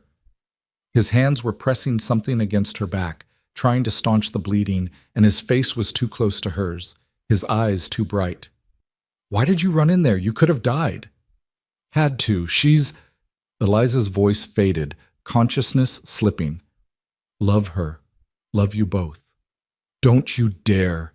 His voice cracked. "Don't you dare say goodbye to me. You're going to be fine. The doctor's coming. You're going to be fine." But the darkness was pulling at her, insistent and heavy. The last thing she heard before it claimed her was Caleb's voice breaking on her name and Maggie's sobs, and the distant crackling of fire consuming the barn that had nearly consumed them all. When consciousness returned, it came in fragments, pain lancing through her back, the smell of antiseptic and smoke, voices speaking in low, urgent tones. She tried to move and immediately regretted it as agony shot through every nerve. "Easy." Caleb's face swam into focus above her, haggard and unshaven. "Don't move. The doctor said you need to stay still." "How long?" Her voice was barely a rasp. 2 days. You've been in and out." His hand found hers, gripping it like a lifeline. "The burns are bad, Eliza, and there's some damage to your shoulder where the beam hit. Doc says you'll heal, but it's going to take time." "Maggie?" "She's fine. A little smoke inhalation, some minor burns on her hands. She's been in here every waking moment, refusing to leave your side." He smiled, but it was strained. "I finally got her to go eat something. She'll be back any minute." Eliza looked around and realized she was in her small bedroom off the kitchen. Someone had made it as comfortable as possible. Extra pillows, fresh linens, a pitcher of water on the nightstand. Through the doorway, she could see into the kitchen, where late afternoon sunlight slanted across the floor. "The barn?" "Gone. We managed to save the other buildings, but the barn's a total loss." He rubbed his free hand over his face. "I don't care about the barn. I almost lost both of you. When I saw that smoke, when I heard Maggie screaming—" He couldn't finish, his voice breaking. "I'm sorry. I didn't think. You saved my daughter's life." The intensity in his voice made her breath catch. "You ran into a burning building without hesitation because Maggie needed you. Do you understand what that means to me? What you mean to me?" "Caleb, I thought I'd lost you. I thought I was going to have to watch someone else I love die. And I realized that I can't do this halfway anymore. I can't pretend what I feel for you is anything less than everything." He brought her hand to his lips, pressing a kiss to her knuckles. "When you're healed, when you're strong again, I'm going to ask you properly. But I need you to know now, I love you, Eliza Moore, completely, entirely, with every part of me that knows how to love." Tears slipped down her temples into her hair. "I love you too, so much it terrifies me." "Good. Because I'm terrified too. But I'm done letting fear make my decisions." He leaned down, kissing her forehead with exquisite gentleness. "We'll figure out the rest. Together." The door burst open and Maggie flew in. her face lighting up when she saw Eliza's eyes open. "You're awake! Papa said you might sleep all day again, but you're awake." "Come here, sweetheart." Eliza's voice was weak but warm.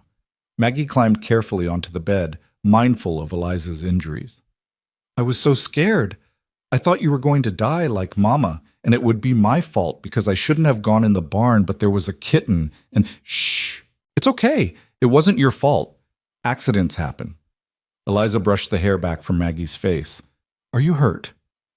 "My hands got a little burned, but Doc wrapped them up and they barely hurt anymore. Not like your back." The child's eyes filled with tears. "I'm sorry you got hurt saving me." "I'm not sorry, not for 1 second. You're worth 100 burned barns and 1,000 injured backs." Eliza pulled her closer, ignoring the pain it caused. "I would do it again in a heartbeat." Maggie buried her face in Eliza's shoulder, crying softly. Caleb moved to sit on the other side of the bed, his hand resting on Maggie's back, and for a moment they were a tableau of relief and love and hard-won hope. "Miss Eliza?" Maggie's voice was muffled. "Are you going to stay forever now?" Eliza met Caleb's eyes over his daughter's head, seeing the question there, the vulnerability, the desperate hope that mirrored her own. "Yes, sweetheart. If your papa wants me to, I'm going to stay forever." "I want you to," Caleb said immediately, "more than anything." "Then it's settled." Maggie sat up, wiping her eyes, and for the first time since the fire, she smiled. "We're going to be a real family." The days that followed were difficult ones. Eliza's injuries kept her bedridden, dependent on others for the first time in her life. Caleb hired a temporary cook from town, but the woman was brisk and efficient where Eliza had been warm, and Maggie spent more time sulking in Eliza's room than anywhere else. "I don't like Mrs. Henderson," she announced one afternoon. "She made soup that tasted like dishwater." "Be kind," Eliza chided gently. "She's doing her best." "Her best isn't as good as your best." Caleb, who'd been reading in the corner, looked up with a smile. "No arguing with that logic." As Eliza healed, slowly, painfully, the three of them fell into a new rhythm. Caleb would carry her to a chair on the porch in the morning so she could feel the sun on her face and watch the ranch come alive. Maggie would sit at her feet, reading aloud or chattering about the new kittens or the progress on the barn reconstruction. In the evenings, Caleb would read to them both, his deep voice a comfort in the gathering dark. It was during one of these evenings, with the lamp casting warm shadows and Maggie dozing against Eliza's side, that Caleb set down his book and reached into his pocket. "I know this isn't the most romantic setting," he began, his voice nervous in a way she'd never heard before. "And I know you're still healing, but I've waited long enough, and I don't want to wait anymore." He opened a small box, revealing a simple gold band with a single small diamond. "This was my grandmother's. It's not fancy, but it's been in my family for 3 generations. Sarah never wanted to wear it. She preferred something more modern, so it's been in my drawer all these years." He took Eliza's hand carefully, mindful of her still healing injuries. "Eliza Moore, will you marry me? Will you be my wife, Maggie's mother, and my partner in building a life that has joy in it again?" Maggie sat bolt upright, suddenly wide awake. "Are you asking? Are you really asking?" "I'm really asking." Caleb's eyes never left Eliza's face. "What do you say?" What could she say? This man and his daughter had become her whole world, had reminded her that life after loss was possible, that love was worth the risk. Thomas would want her to be happy, she realized. He would want her to embrace this second chance instead of clinging to grief out of some misguided sense of loyalty. "Yes," she said, her voice clear despite her tears. "Yes, I'll marry you." Maggie shrieked with joy, bouncing on the bed hard enough to make Eliza wince. Caleb slipped the ring onto her finger, a perfect fit, and kissed her with a tenderness that promised forever. "We're a family now," Maggie declared. "A real, actual family." "We were already a family," Caleb corrected gently. "This just makes it official." And as Eliza sat there, ring on her finger and her future suddenly bright with possibility, she realized he was right. They'd been a family since that first morning when Maggie had asked for a story, since Caleb had let his walls crack enough to let her see the man beneath. The fire hadn't created their bond. It had simply revealed how unbreakable that bond already was. She'd come to Wyoming empty and alone, expecting nothing more than a job and a place to hide from her grief. Instead, she'd found a home, a purpose, and a love she'd thought she'd never experience again. The road ahead wouldn't be easy. Her injuries would take months to fully heal. There would be gossip to face, Victoria Campbell's inevitable fury, the challenges of blending their lives completely. But none of that mattered, not really, because they would face it together. 3 broken people had found each other beneath the wide Wyoming sky, and in finding each other, they'd begun to heal. The house that had been silent and empty now rang with laughter and life. The man who'd forgotten how to feel was learning to love again. The child who'd been afraid of losing everyone had gained a family that would never let her go. And the widow who'd thought her capacity for joy had died with her husband discovered that the heart had an infinite capacity to love, if only you were brave enough to open it. As night fell and Maggie finally drifted off to sleep, Caleb carried her to her own bed before returning to sit beside Eliza. They didn't speak, didn't need to. The silence between them was comfortable, full of promise and understanding, and the quiet certainty that they'd found something rare and precious. Tomorrow, the work of building their future would begin. But tonight, in this moment, everything was perfect exactly as it was. The morning light found them still sitting together, Caleb dozing in the chair beside her bed, while Eliza watched the dawn paint the kitchen walls in shades of amber and rose. Her back ached with a persistent throb that no amount of laudanum could fully erase, but the ring on her finger caught the early light and made everything else seem bearable. She twisted it gently, still marveling that it was real, that this wasn't some fever dream conjured by pain and longing.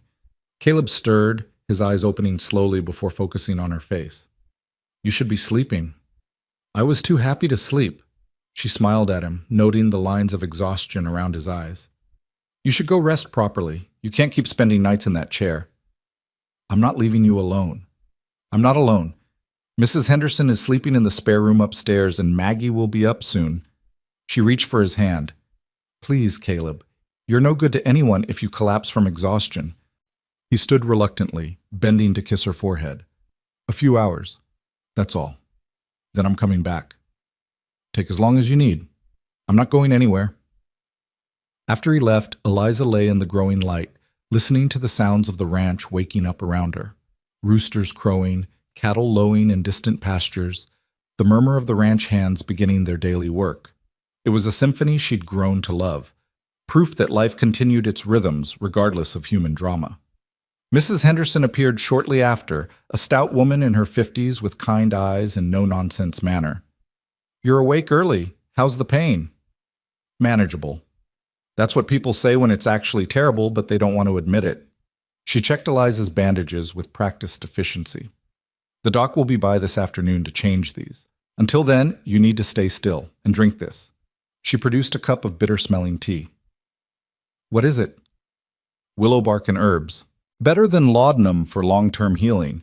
It tastes like the devil's bathwater, but it works."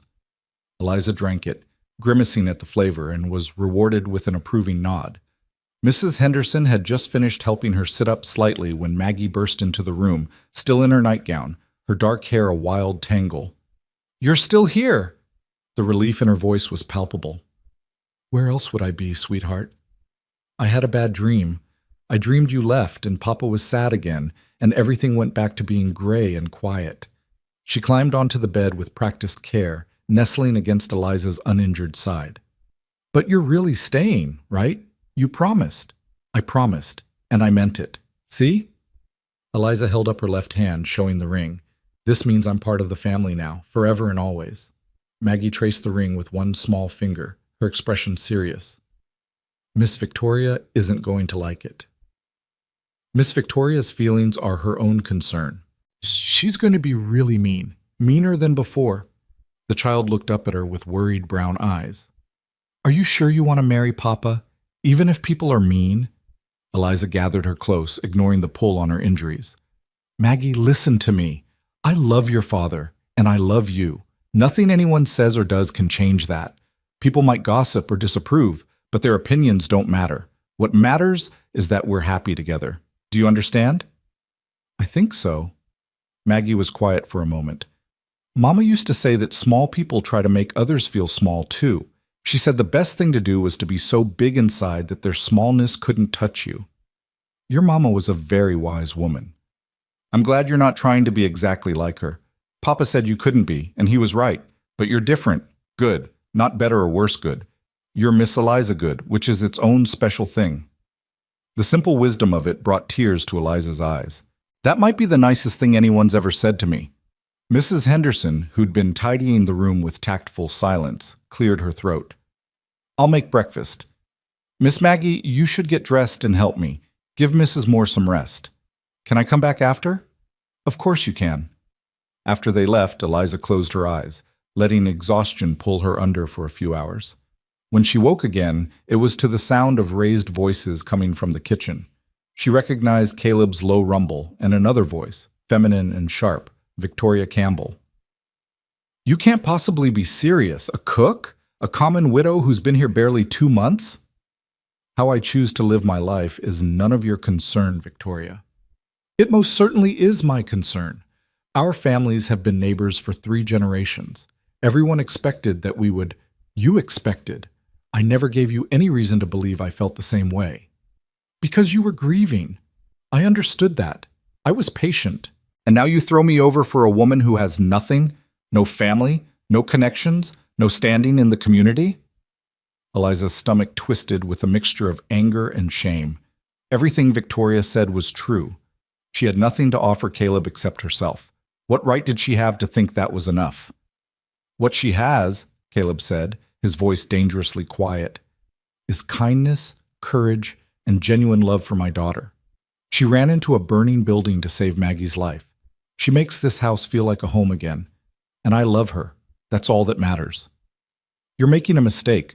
You're letting loneliness and gratitude cloud your judgment. In 6 months, you'll realize what you've done, and by then it will be too late. The only mistake I've made is allowing you to harbor false hope for 2 years.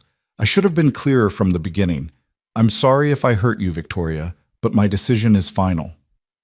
I see. Victoria's voice had gone cold. I hope you know what you're bringing on yourself. On all of you. This town won't accept her easily. Not as your wife. People will talk. They'll speculate about whether she used Maggie to trap you, whether this was her plan all along. Then they can talk. I stopped caring about gossip when Sarah died, and half the town couldn't be bothered to check on a grieving widower and his daughter. The front door slammed hard enough to rattle the windows, and Eliza heard Caleb's heavy footsteps crossing the kitchen. He appeared in her doorway, his face flushed with anger and something that looked like shame. You heard. Most of it. He came to sit beside her, taking her hand. I'm sorry you had to hear that. Victoria has no right. She's not entirely wrong, though, is she? Eliza's voice was quiet. I don't have family or connections or standing. I am just a cook who's been here 2 months. People will think I manipulated you. Eliza, I'm not saying I regret accepting your proposal. I'm saying I understand what we're facing. She squeezed his hand. Your life would be easier if you married someone like Victoria, someone the community would accept without question. My life would be miserable if I married Victoria. He lifted her hand to his lips. I don't care about easy, Eliza. I care about real. And what we have, what we're building, that's real. What if Maggie gets hurt by the gossip? Children can be cruel. Then we'll teach her how to hold her head high and not let small people make her feel small. He smiled slightly. Apparently Sarah used to say something like that. Maggie told me this morning. She told me too. Eliza studied his face, seeing the determination there, but also the worry he was trying to hide. Caleb, be honest with me. Are you sure about this? Really sure? Because once we announce our engagement publicly, there's no taking it back without causing even more talk. He was quiet for a long moment, his thumb tracing circles on her palm. When Sarah died, I thought my life was over. Not literally, obviously. I had Maggie to take care of, but all the parts of me that knew how to feel joy or hope or love, those parts died with her. I convinced myself that was fine, that being numb was safer than feeling.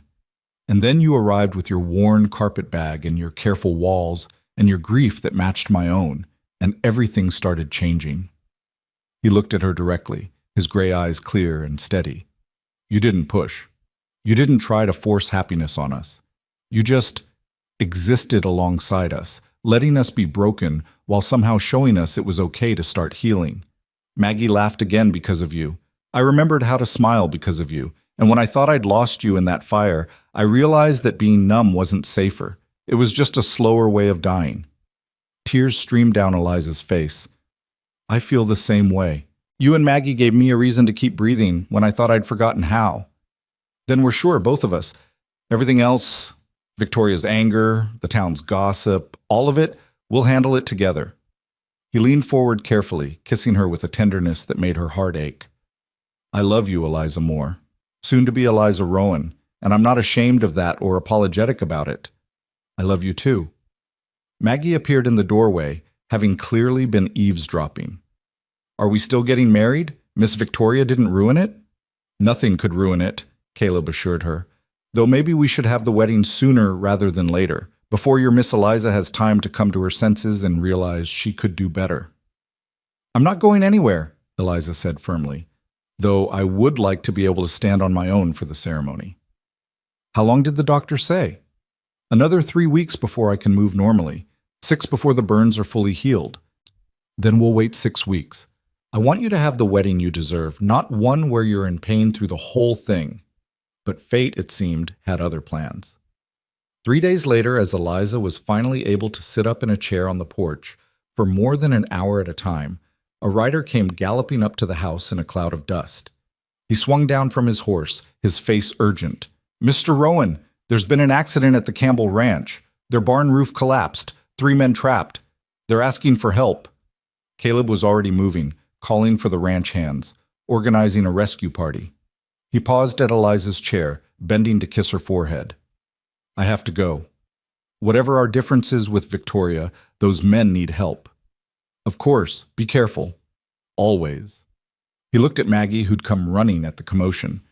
You stay here with Miss Eliza and Mrs. Henderson. Mind what they tell you. He was gone within minutes, along with most of the ranch hands, leaving the property eerily quiet. Mrs. Henderson brought Eliza tea and fresh bandages, muttering about men and their dangerous heroics, but Eliza could see the worry in her eyes, too. The afternoon dragged by with agonizing slowness. Maggie tried to read but couldn't focus, eventually abandoning her book to pace the porch. What if something happens to Papa? What if the roof isn't stable and it collapses more? Your father is very careful and very experienced. He'll be fine. But even as she said it, Eliza felt her own anxiety mounting. They'd just found each other, just committed to a future together. The universe couldn't be cruel enough to tear them apart now, could it? It was nearly dinner time when the sound of horses announced the rescue party's return. Eliza struggled to her feet, ignoring the pull of her injuries, as Caleb dismounted and strode toward the porch. He was covered in dust and what looked like dried blood, but he was whole and walking and alive. Thank goodness, Eliza breathed as he took the porch steps 2 at a time. We got them all out, 2 with broken bones, 1 with a concussion, but they'll all live. He pulled her carefully into his arms. Ruth Campbell was there. She saw how hard we worked to save those men despite everything. When we were leaving, she pulled me aside. What did she say? She apologized, said she'd been pushing Victoria toward me because she thought it was what I needed. But seeing me today, seeing how driven I was to help even after Victoria's behavior, made her realize I was already living the life I wanted. And she said, he paused, something like wonder in his voice. She said Sarah would have approved of you, that Sarah always believed love could find us more than once if we were brave enough to accept it. Eliza felt her knees weaken, and Caleb steadied her, guiding her back to the chair. She really said that? She did. And she said she'd make sure the other ranching families knew that our marriage had her blessing. Ruth Campbell's word carries weight in this county. It won't stop all the gossip, but it'll help. Maggie, who'd been watching wide-eyed, suddenly threw her arms around both of them. See? Everything's working out. It's like Mama's watching over us and making things okay. Caleb met Eliza's eyes over his daughter's head, and she saw her own thoughts reflected there. Maybe Sarah was watching over them. Or maybe they'd just been blessed with the courage to fight for their happiness despite the obstacles. Either way, they were building something good here, something worth protecting. That evening, after Maggie was asleep and Mrs. Henderson had retired to her room, Caleb sat beside Eliza's bed and pulled a small wooden box from his pocket. I found this today while I was looking for rope in the storage shed. I'd forgotten it was there. He opened the box to reveal a delicate silver locket on a thin chain. Inside was a tiny painting, a miniature portrait of a woman with dark hair and kind eyes. Sarah. She wore this every day until she got too sick to care about jewelry anymore. I put it away after she died because I couldn't bear to look at it. His voice was rough. But today, when Ruth said what she said, I thought, maybe it's time. He held the locket out to Eliza. I want you to have this. Not to replace her memory, but to honor it. Sarah loved Maggie more than anything in this world.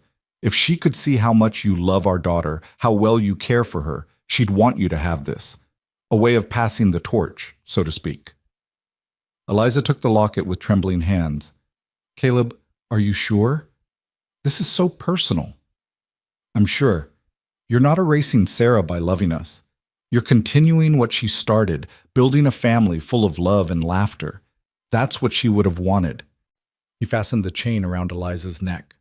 Besides, I talked to Maggie about it. She thinks it's perfect.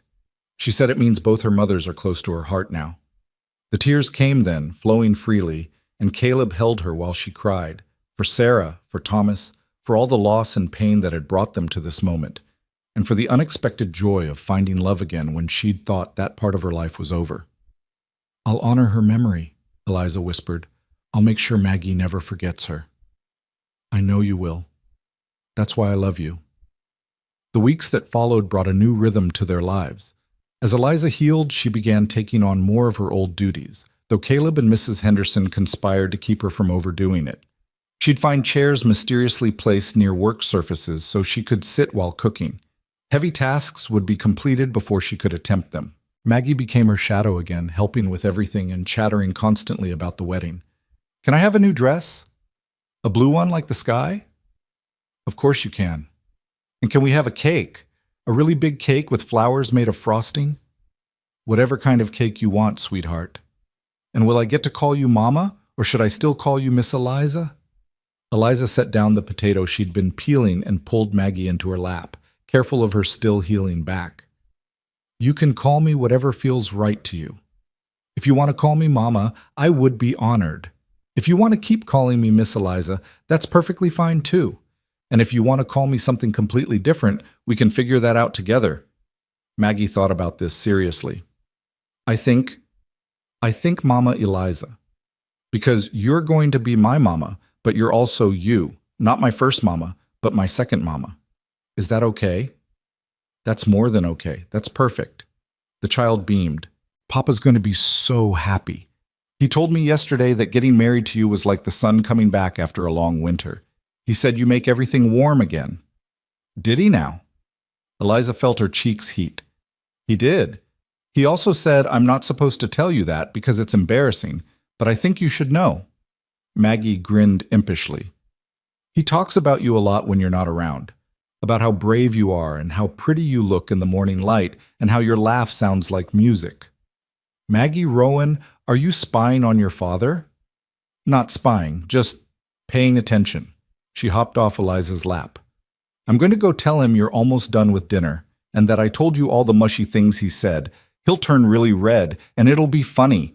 She scampered off before Eliza could stop her, leaving her shaking her head and smiling. This child, this beautiful, brave, impossibly perceptive child, had stolen her heart as completely as her father had. That evening, true to Maggie's prediction, Caleb did turn red when his daughter gleefully reported her eavesdropping. You're supposed to keep secrets, not broadcast them. But they're such good secrets. Why would I keep them quiet? Because your papa has a reputation to maintain, he said, trying and failing to look stern. I can't have people thinking I'm soft. You are soft, Maggie informed him. On the inside, where it counts. Mama Eliza says the strongest people are the ones who let themselves be soft with the people they love.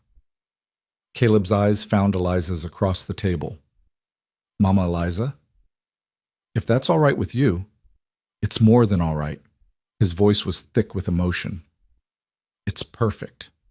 The final 3 weeks before the wedding passed in a blur of preparation and healing. Eliza's back slowly knit itself back together, the burns fading from angry red to pink to pale silver scars that the doctor assured her would continue to fade with time. She was able to stand for longer periods, to move without constant pain, to begin reclaiming her life. The town dressmaker came to the ranch to fit Eliza for a wedding dress. A simple affair in cream-colored silk that wouldn't have been appropriate for a first wedding, but was perfect for a widow remarrying. Maggie got her blue dress, along with new ribbons for her hair and new shoes that she insisted on wearing everywhere, even to bed. Ruth Campbell made good on her word, spreading news of the engagement with such enthusiasm that it became difficult for the other ranching families to object without looking churlish. A few still did, of course. There would always be those who thought Eliza was beneath Caleb's station, but most responded with cautious acceptance and even a few genuine congratulations. Victoria Campbell did not attend or respond to the invitation, and Eliza found she didn't care. Some people would never be happy for others' joy, and that was their burden to carry, not hers. The night before the wedding, Eliza sat in her small room off the kitchen, running her fingers over the wedding dress hanging on the door. Tomorrow she would marry Caleb Rowan. Tomorrow she would officially become Maggie's mother. Tomorrow she would step into a future she'd never imagined when she'd arrived at this ranch 6 months ago, desperate and alone. A soft knock made her turn. Caleb stood in the doorway, looking uncertain.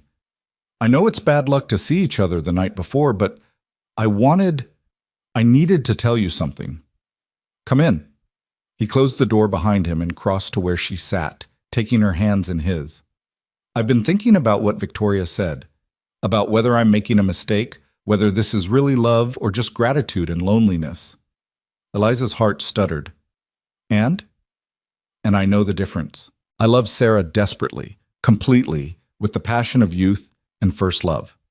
What I feel for you is different. It's deeper, quieter, built on understanding and shared grief, and the conscious choice to open my heart again, despite knowing how much it can hurt to lose someone. He cupped her face in his hands. "I'm not confusing gratitude with love, Eliza.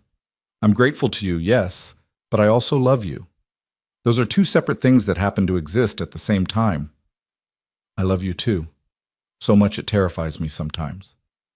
"Good. Because a love that doesn't scare you a little isn't worth having." He kissed her softly, sweetly, a promise of tomorrow, and all the tomorrows after that.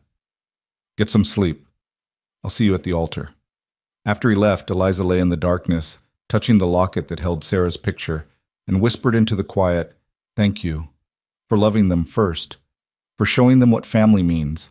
I promise I'll take care of them. I promise I'll make them happy, and I promise I'll never let Maggie forget you." There was no answer, of course, but somehow Eliza felt at peace. The past and the future could coexist. Love could be both old and new. And hearts that had been broken could heal and love again, not despite their scars, but because of them. Tomorrow, she would become Eliza Rowan. Tomorrow, she would step into the future she'd fought so hard to deserve. But tonight, she was still Eliza Moore, widow and survivor, taking one last moment to honor everything she'd been before embracing everything she was about to become. And she was ready. Morning arrived with the sky so blue it looked painted, the kind of perfect late summer day that made everything feel possible. Eliza woke to the sound of birds singing and Maggie's excited whisper just outside her door. "Is she awake yet? Can I go in?" "Give her a few more minutes, sweetheart," Mrs. Henderson's voice replied. "It's her wedding day. Let her have a moment of peace before the chaos begins." But Eliza was already smiling, already sitting up despite the lingering stiffness in her back. "You can come in, Maggie." The door burst open and Maggie flew in, still in her nightgown, her dark hair wild around her face. "It's today. You're getting married today. Are you nervous?" "Papa's nervous." He knocked over his shaving mug and said a bad word that I'm not supposed to repeat. "I'm not nervous," Eliza said, realizing as she spoke that it was true. She'd been nervous before marrying Thomas, terrified of disappointing him or failing at being a wife. But this felt different, like coming home after a long journey, natural and right, and meant to be. "I'm excited and happy, and maybe a little bit scared, but the good kind of scared. The kind where your stomach feels all fluttery, but in a nice way. Exactly that kind." Maggie climbed onto the bed, bouncing slightly. "I helped Papa pick flowers this morning. We got wildflowers from the meadow, purple and yellow and white ones. He said Mama Sarah always liked wildflowers better than fancy roses because they were honest. What does that mean? Eliza pulled Maggie close, breathing in the sunshine smell of her hair. It means they grow where they want to grow, without anyone telling them to. They're beautiful just by being themselves. Like you and Papa. You didn't try to be fancy or different. You just were yourselves, and that's why you fit together. The wisdom of children never ceased to amaze her. That's exactly right, sweetheart. Mrs. Henderson appeared with breakfast on a tray. Fresh bread, eggs, berries, and coffee, so strong it could wake the dead. Eat! You'll need your strength. The ceremony's at 2 o'clock, and we've got a lot to do before then. The next few hours passed in a flurry of activity. Eliza bathed with Maggie's help, the girl chattering nonstop about who was coming and what food would be served, and whether Eliza thought the new barn would be finished by winter. Mrs. Henderson brushed and pinned Eliza's hair into an elegant twist, weaving in some of the wildflowers Caleb had picked. The cream silk dress slid over her shoulders like water, and when Eliza looked in the small mirror, she barely recognized herself. The woman looking back at her was radiant, her cheeks flushed with color, her eyes bright with joy. The grief that had haunted her for so long was still there. She could see it in the set of her mouth, the shadows behind her smile, but it no longer defined her. She was more than her loss now. She was a woman who'd survived and chosen to live fully again. You look like a princess, Maggie breathed, resplendent in her own blue dress with ribbons threaded through her braids. Papa's going to cry when he sees you. Your papa doesn't cry. He does now. I saw him crying last week when he thought no one was looking. Happy crying, though. The kind that means your heart's so full it has to leak out through your eyes. Eliza knelt carefully in front of Maggie, taking her small hands. Are you happy about this? Really, truly happy? Because if you have any doubts or worries, you can tell me. This is a big change for all of us. Maggie's face grew serious. I loved Mama. I'll always love Mama. But she's gone, and you're here, and you make Papa smile again. You make our house feel like a home instead of just a place where we sleep. And you saved my life even though you could have died. Her voice dropped to a whisper. I think Mama would want Papa to marry you. I think she'd be happy that we're not sad all the time anymore. Come here. Eliza pulled her into a fierce hug, feeling tears prick her eyes. I promise I will always honor your Mama's memory. I promise I'll tell you stories about her when you're older and help you remember all the ways she loved you. And I promise that loving me doesn't mean you're being disloyal to her. Hearts are big enough for all kinds of love. I know, that's what Papa said too. Maggie pulled back, her face wet but smiling. We're going to be okay, aren't we? All three of us together? We're going to be better than okay. We're going to be happy. A knock on the door announced Ruth Campbell's arrival, surprising Eliza. The older woman stood in the doorway holding a wrapped package, her expression softer than Eliza had ever seen it. May I come in? I won't stay long. Of course. Ruth entered, her eyes taking in Eliza's appearance with an approving nod. You look lovely, my dear. Sarah would have approved. She held out the package. I brought you something. A wedding gift, but also an apology for my daughter's behavior and my own part in encouraging her expectations. Eliza unwrapped the package to find a beautiful shawl, delicately embroidered with flowers and birds. Mrs. Campbell, this is too much. It belonged to my mother. She wore it on her wedding day, and I wore it on mine. I'd always planned to give it to Victoria for hers, but she smiled sadly. Victoria won't be getting married anytime soon, I think. And even if she does, I don't believe she'd appreciate its significance the way you might. A woman who runs into burning buildings to save a child understands sacrifice and love in ways my daughter never has. Thank you, Eliza said, genuinely moved. This means more than you know. I also wanted to say that you're welcome at our ranch anytime. I know things have been awkward, but you're going to be part of this community now, and the community takes care of its own.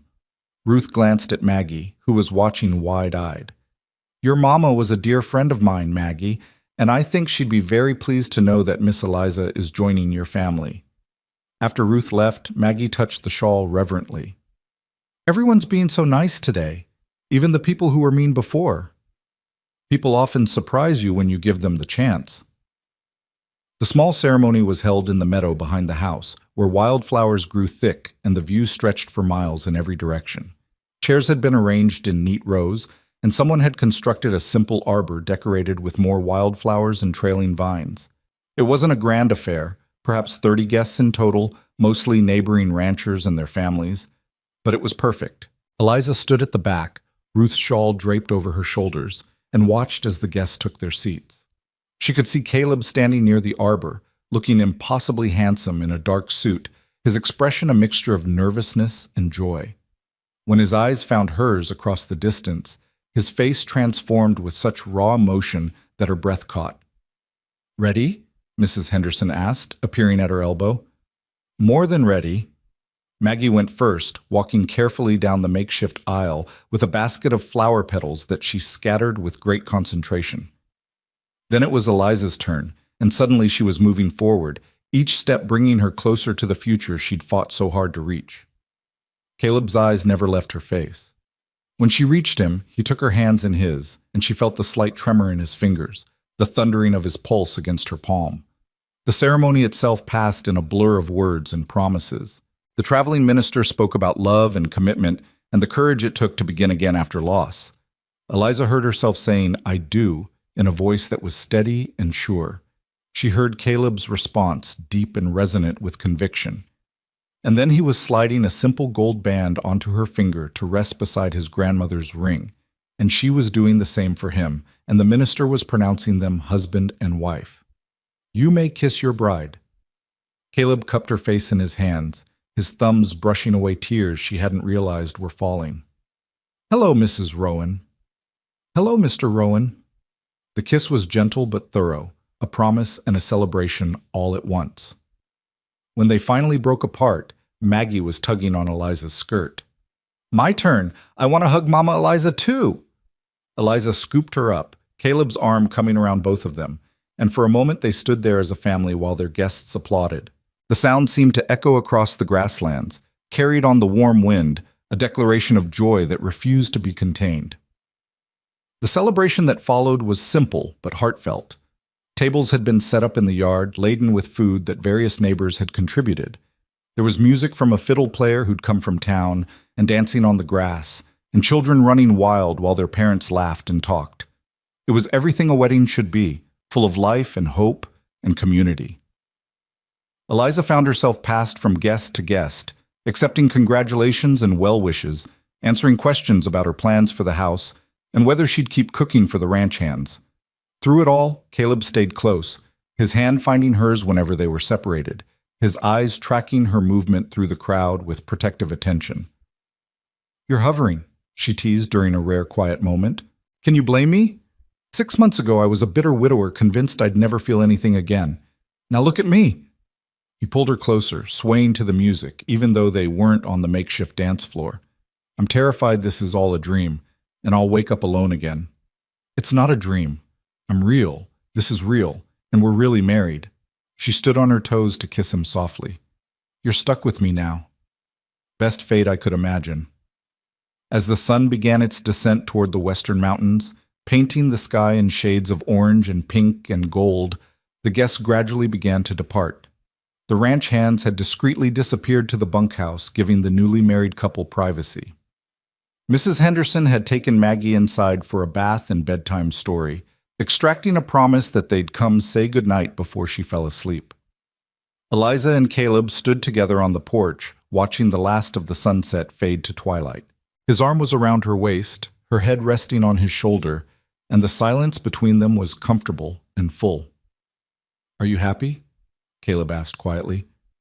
"Happier than I ever thought I'd be again. You?" "Beyond words." He turned to face her, his hands framing her face. "I need you to know something. I loved Sarah. I'll always love her. She gave me Maggie and years of joy, and that doesn't just disappear. But what I feel for you is just as real, just as deep. You're not a replacement or a consolation prize. You're my second chance, and I don't take that lightly. I know, and I need you to know that I love Thomas, and I'll always be grateful for the time we had. But you're not second best, Caleb. You're exactly right. The person I was supposed to find after I learned what loss felt like. So I'd appreciate what we have even more." They kissed as the first stars appeared overhead, the Wyoming night vast and full of promise around them. When they finally broke apart, Maggie's voice drifted through the open window. "Are they done being mushy yet?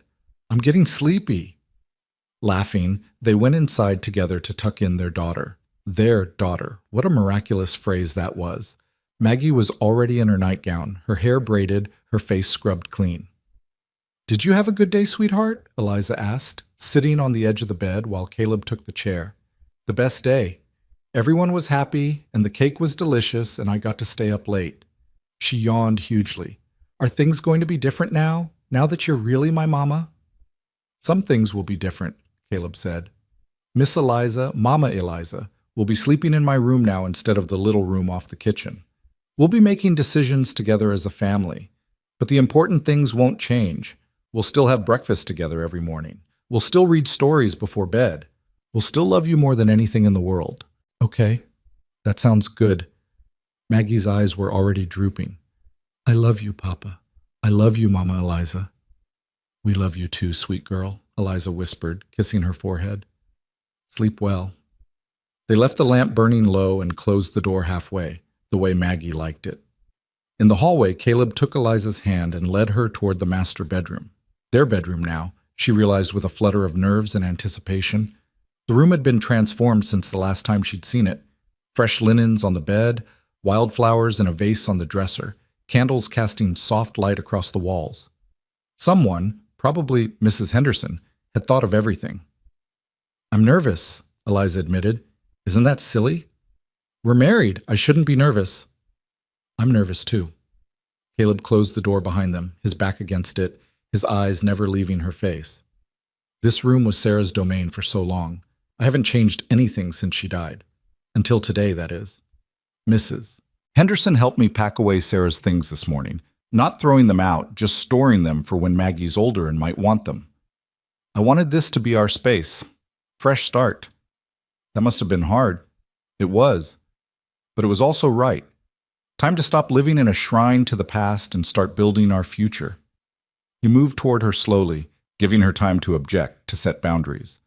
"We don't have to do anything tonight. We can just sleep. There's no rush." But Eliza was done with caution, done with holding back out of fear. She reached up to remove the pins from her hair, letting it fall in waves around her shoulders. "I don't want to wait. I want to start our life together right now." The kiss that followed was different from their earlier ones. Deeper, more urgent, full of 6 months of longing finally given permission to bloom. They helped each other out of their wedding clothes with fumbling fingers and breathless laughter, learning the geography of each other's bodies with wonder and tenderness. Eliza's scars from the fire stood out pale against her skin, and Caleb traced them gently. "Beautiful. Every part of you is beautiful. They're ugly. They're proof that you survived, that you fought for us. How could they be anything but beautiful?" He kissed each scar carefully, reverently, until she believed him. Their lovemaking was slow and sweet, a conversation conducted in touches and sighs, two people learning to be whole again by becoming part of something larger than themselves. When they finally lay tangled together, breathless and complete, Eliza felt as if some final piece of herself had clicked into place. "I love you," she whispered into the darkness. "I love you too. Forever and always." They fell asleep wrapped around each other, the windows open to let in the night breeze, the sounds of the ranch a lullaby around them. The weeks and months that followed brought their share of challenges. The town didn't universally embrace their marriage. There were still those who whispered that Eliza had trapped Caleb, that she was an opportunist taking advantage of a grieving man. Victoria Campbell made her disapproval known through conspicuous absence at community gatherings and the occasional cutting remark. But there were triumphs too. The new barn was completed by October, larger and safer than the one that had burned. The garden yielded a bountiful harvest that Eliza spent happy hours preserving for winter. Maggie thrived under the love of two parents, her nightmares about abandonment gradually fading as security took root. On a crisp November morning, Eliza realized her monthly courses were late. She said nothing at first, afraid to hope, but when another week passed, she confided in Mrs. Henderson. "Could be nothing. Could be stress or your body still healing from the burns," the older woman said. Or it could be a baby. How would you feel about that? Terrified, excited, all of the above. Eliza pressed a hand to her still flat stomach. We haven't talked about more children. Caleb might not want. That man would be over the moon, but you should tell him soon. These things have a way of showing themselves. She chose that evening after Maggie was asleep and they were sitting together in front of the fire. Her hands were shaking as she took his. I need to tell you something. I'm not certain yet, but I think I might be. The words wouldn't come. Caleb's eyes went wide. Are you pregnant? Maybe. Probably. I think so. For a moment he just stared at her, his expression unreadable. Then joy broke across his face like sunrise. Truly? Truly. Are you happy about it? I know we didn't plan. He silenced her with a kiss that left no doubt about his feelings. Happy doesn't begin to cover it. Another child. Our child. Eliza, do you know what this means? What? It means life is starting over. Really starting over. Not just going through the motions or trying to recapture what was lost, but genuinely building something new. He placed his hand over hers on her stomach. When do you think? Early summer, if I'm right about when it happened. Maggie's going to lose her mind with excitement. They told her the next morning at breakfast, and Caleb's prediction proved accurate. Maggie shrieked with joy, bouncing in her chair, asking a million questions about names and whether it would be a boy or girl, and when she could tell her friends at school. Can we name it Sarah if it's a girl, after Mama? Eliza and Caleb exchanged glances. How would you feel about Sarah as a middle name? Eliza suggested. That way the baby would carry your mama's name, but also have their own identity. Maggie considered this seriously. That's good. And if it's a boy, can his middle name be Thomas? After your husband who died? The thoughtfulness of it brought tears to Eliza's eyes. Yes, sweetheart. That would be perfect. Winter arrived with snow that blanketed the ranch in white silence, making the house feel even cozier and more enclosed. Eliza's pregnancy progressed normally despite the doctor's concerns about her still healing injuries. She grew round and uncomfortable, but Caleb treated her like spun glass, constantly worried she was doing too much. I'm pregnant, not fragile, she protested one afternoon when he insisted she sit down instead of kneading bread. You're carrying our child and you nearly died 6 months ago. Forgive me for being cautious. I love you for worrying, but I also need you to trust that I know my own limits. They found a balance, as they seemed to with everything, him hovering protectively, her accepting help without surrendering her independence. Maggie appointed herself assistant mother, constantly checking on Eliza and talking to her belly about all the wonderful things they'd do together when the baby arrived. Spring came early that year, the snow melting to reveal green grass and early wildflowers. Eliza's garden was planted with Maggie's help, and they added new sections for vegetables they hadn't tried before. The ranch prospered under Caleb's management, and he began making plans to expand the herd. On a warm June evening, while Caleb was out checking the fence line and Maggie was at a friend's ranch for a sleepover, Eliza's water broke. Mrs. Henderson, who'd agreed to stay through the birth, sent one of the ranch hands racing to find Caleb and another to fetch the doctor from town. The labor was long and difficult, Eliza's scarred back muscles making it harder to push, her endurance tested by hours of contractions. But when dawn broke on a new day, she held a squalling, healthy baby boy with dark hair and his father's gray eyes. Caleb arrived just in time, bursting into the room wild-eyed and disheveled, and stopped dead at the sight of his wife and newborn son. Eliza, are you? We're perfect. Come meet your son. He approached almost reverently, sitting carefully on the edge of the bed to look down at the tiny, red-faced infant. He's beautiful. You're beautiful. I can't believe... His voice broke. Thank you. For this. For everything. What should we name him? Eliza asked softly. They discussed names for months without reaching a conclusion. But looking at her husband's face, seeing the mixture of grief and joy there, the acknowledgement that this child was both a new beginning and a tribute to everything they'd survived, Eliza knew. What about James Thomas? James for something completely new, and Thomas for the man who came before. Caleb's eyes filled with tears. Perfect. James Thomas Rowan. Maggie met her baby brother that afternoon and declared him the best present she'd ever received, better even than the new pony Caleb had promised her for her birthday. She held him carefully, her young face serious with responsibility. "I'll protect him," she announced, "like Mama Eliza protected me. I'll be the best big sister ever." "I know you will," Eliza said, her heart so full she thought it might burst. The months that followed were chaotic and exhausting, and more joyful than Eliza had imagined possible. James was a good baby, sleeping in longer stretches than she dared hope, and Maggie was indeed a devoted big sister. Caleb proved to be a doting father, often found in the nursery in the middle of the night, rocking his son and singing softly. By the time James was 6 months old and autumn was painting the grasslands in gold and amber again, Eliza stood on the porch one morning and marveled at how much had changed in just over a year. She'd arrived at this ranch broken and desperate, expecting nothing more than a place to hide from her grief. Instead, she'd found a family, a home, and a love that had transformed her from a woman simply surviving into one fully, vibrantly alive.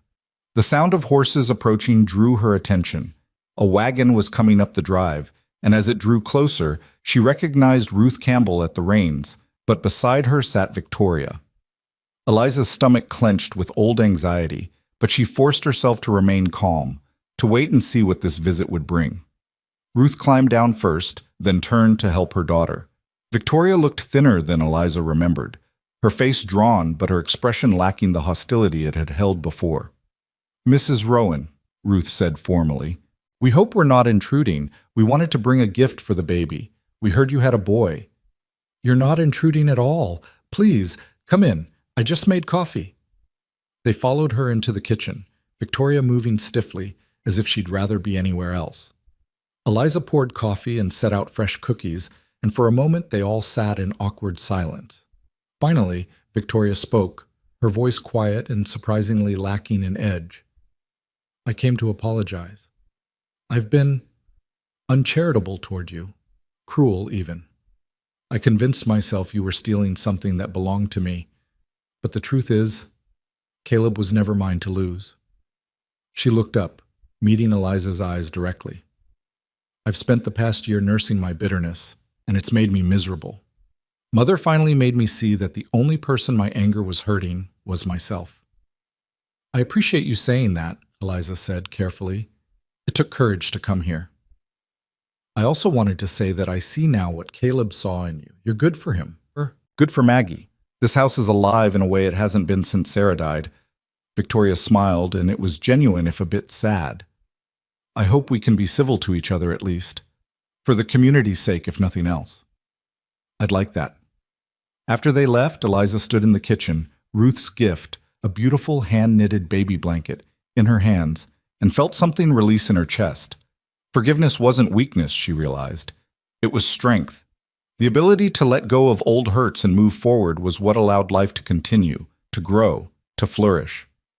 That evening, with Maggie helping her make dinner and James cooing in his cradle and Caleb due home any minute, Eliza looked around the kitchen that had become her kingdom and felt profound gratitude. This wasn't the life she'd imagined when she was young and naive and thought she had everything figured out. It was better, deeper, richer, earned through struggle and loss and the courage to keep hoping even when hope seemed foolish. The front door opened and Caleb's voice called out, "Something smells amazing!" Maggie abandoned the potatoes she'd been peeling and ran to greet him. "Papa, guess what? Mama Eliza let me crack the eggs all by myself and I only got a tiny bit of shell in them." "That's my girl. Where's your brother?" "Sleeping, as usual. Babies are boring. When will he be old enough to play?" Caleb appeared in the kitchen doorway, Maggie riding on his shoulders, and the love in his eyes when he looked at Eliza still had the power to make her breath catch.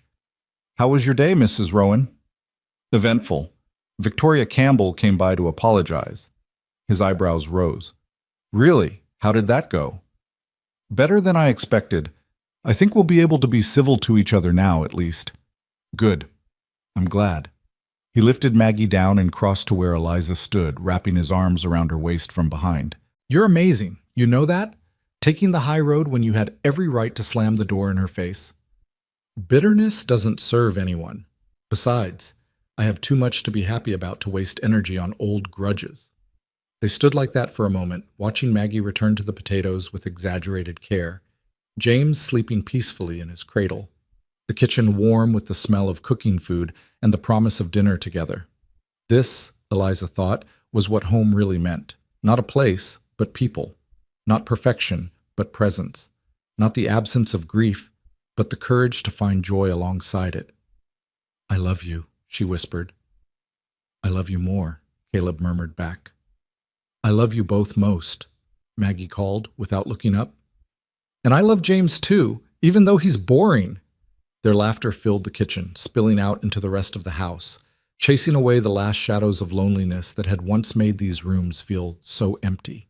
The young widow who'd arrived under the wide Wyoming sky with nothing but a carpetbag and fragile hope had become a woman who knew her own strength, who'd learned that hearts broken by loss could heal and love again, and who'd discovered that sometimes the best families were the ones you chose, or the ones that chose you. Years later, when Maggie was grown with children of her own, she would tell them stories about the summer her father married the cook who saved her life. She'd tell them how her stepmother had run into a burning barn without hesitation, how she'd turned their house into a home again, how she'd taught them all that love didn't divide. It multiplied. And she'd tell them that the secret to happiness wasn't avoiding grief or pain, but learning to build joy in spite of it, alongside it, because of it. But tonight, on this ordinary evening in late autumn, Eliza didn't know what the future held beyond the simple certainty that she would face it with Caleb beside her and their children around them. That was enough, more than enough. It was everything. As they sat down to dinner together, their family, imperfect and beautiful and real, Eliza silently thanked both Sarah and Thomas for the love they'd shared and the lessons they'd taught about holding on and letting go. Then she looked at the faces around her table, reached for Caleb's hand and Maggie's, and chose with full awareness and complete joy to be present in this moment, this life, this second chance she'd been blessed enough to find beneath the endless Wyoming sky. And she knew, with the certainty that comes from surviving loss and choosing to love anyway, that they were all going to be more than just okay. They were going to be happy. Not every day, not perfectly, but genuinely and truly happy in the way that only people who've known darkness can appreciate light. The young widow had come to cook for the rich rancher, and his daughter had asked her to tuck her in too. In answering that simple request, Eliza had found not just employment, but purpose. Not just shelter, but home. Not just survival, but life abundant and rich with meaning. And in a house that had once echoed with silence and grief, there was now laughter and music and the sound of a family that had been broken, learning, slowly and beautifully, how to be whole again.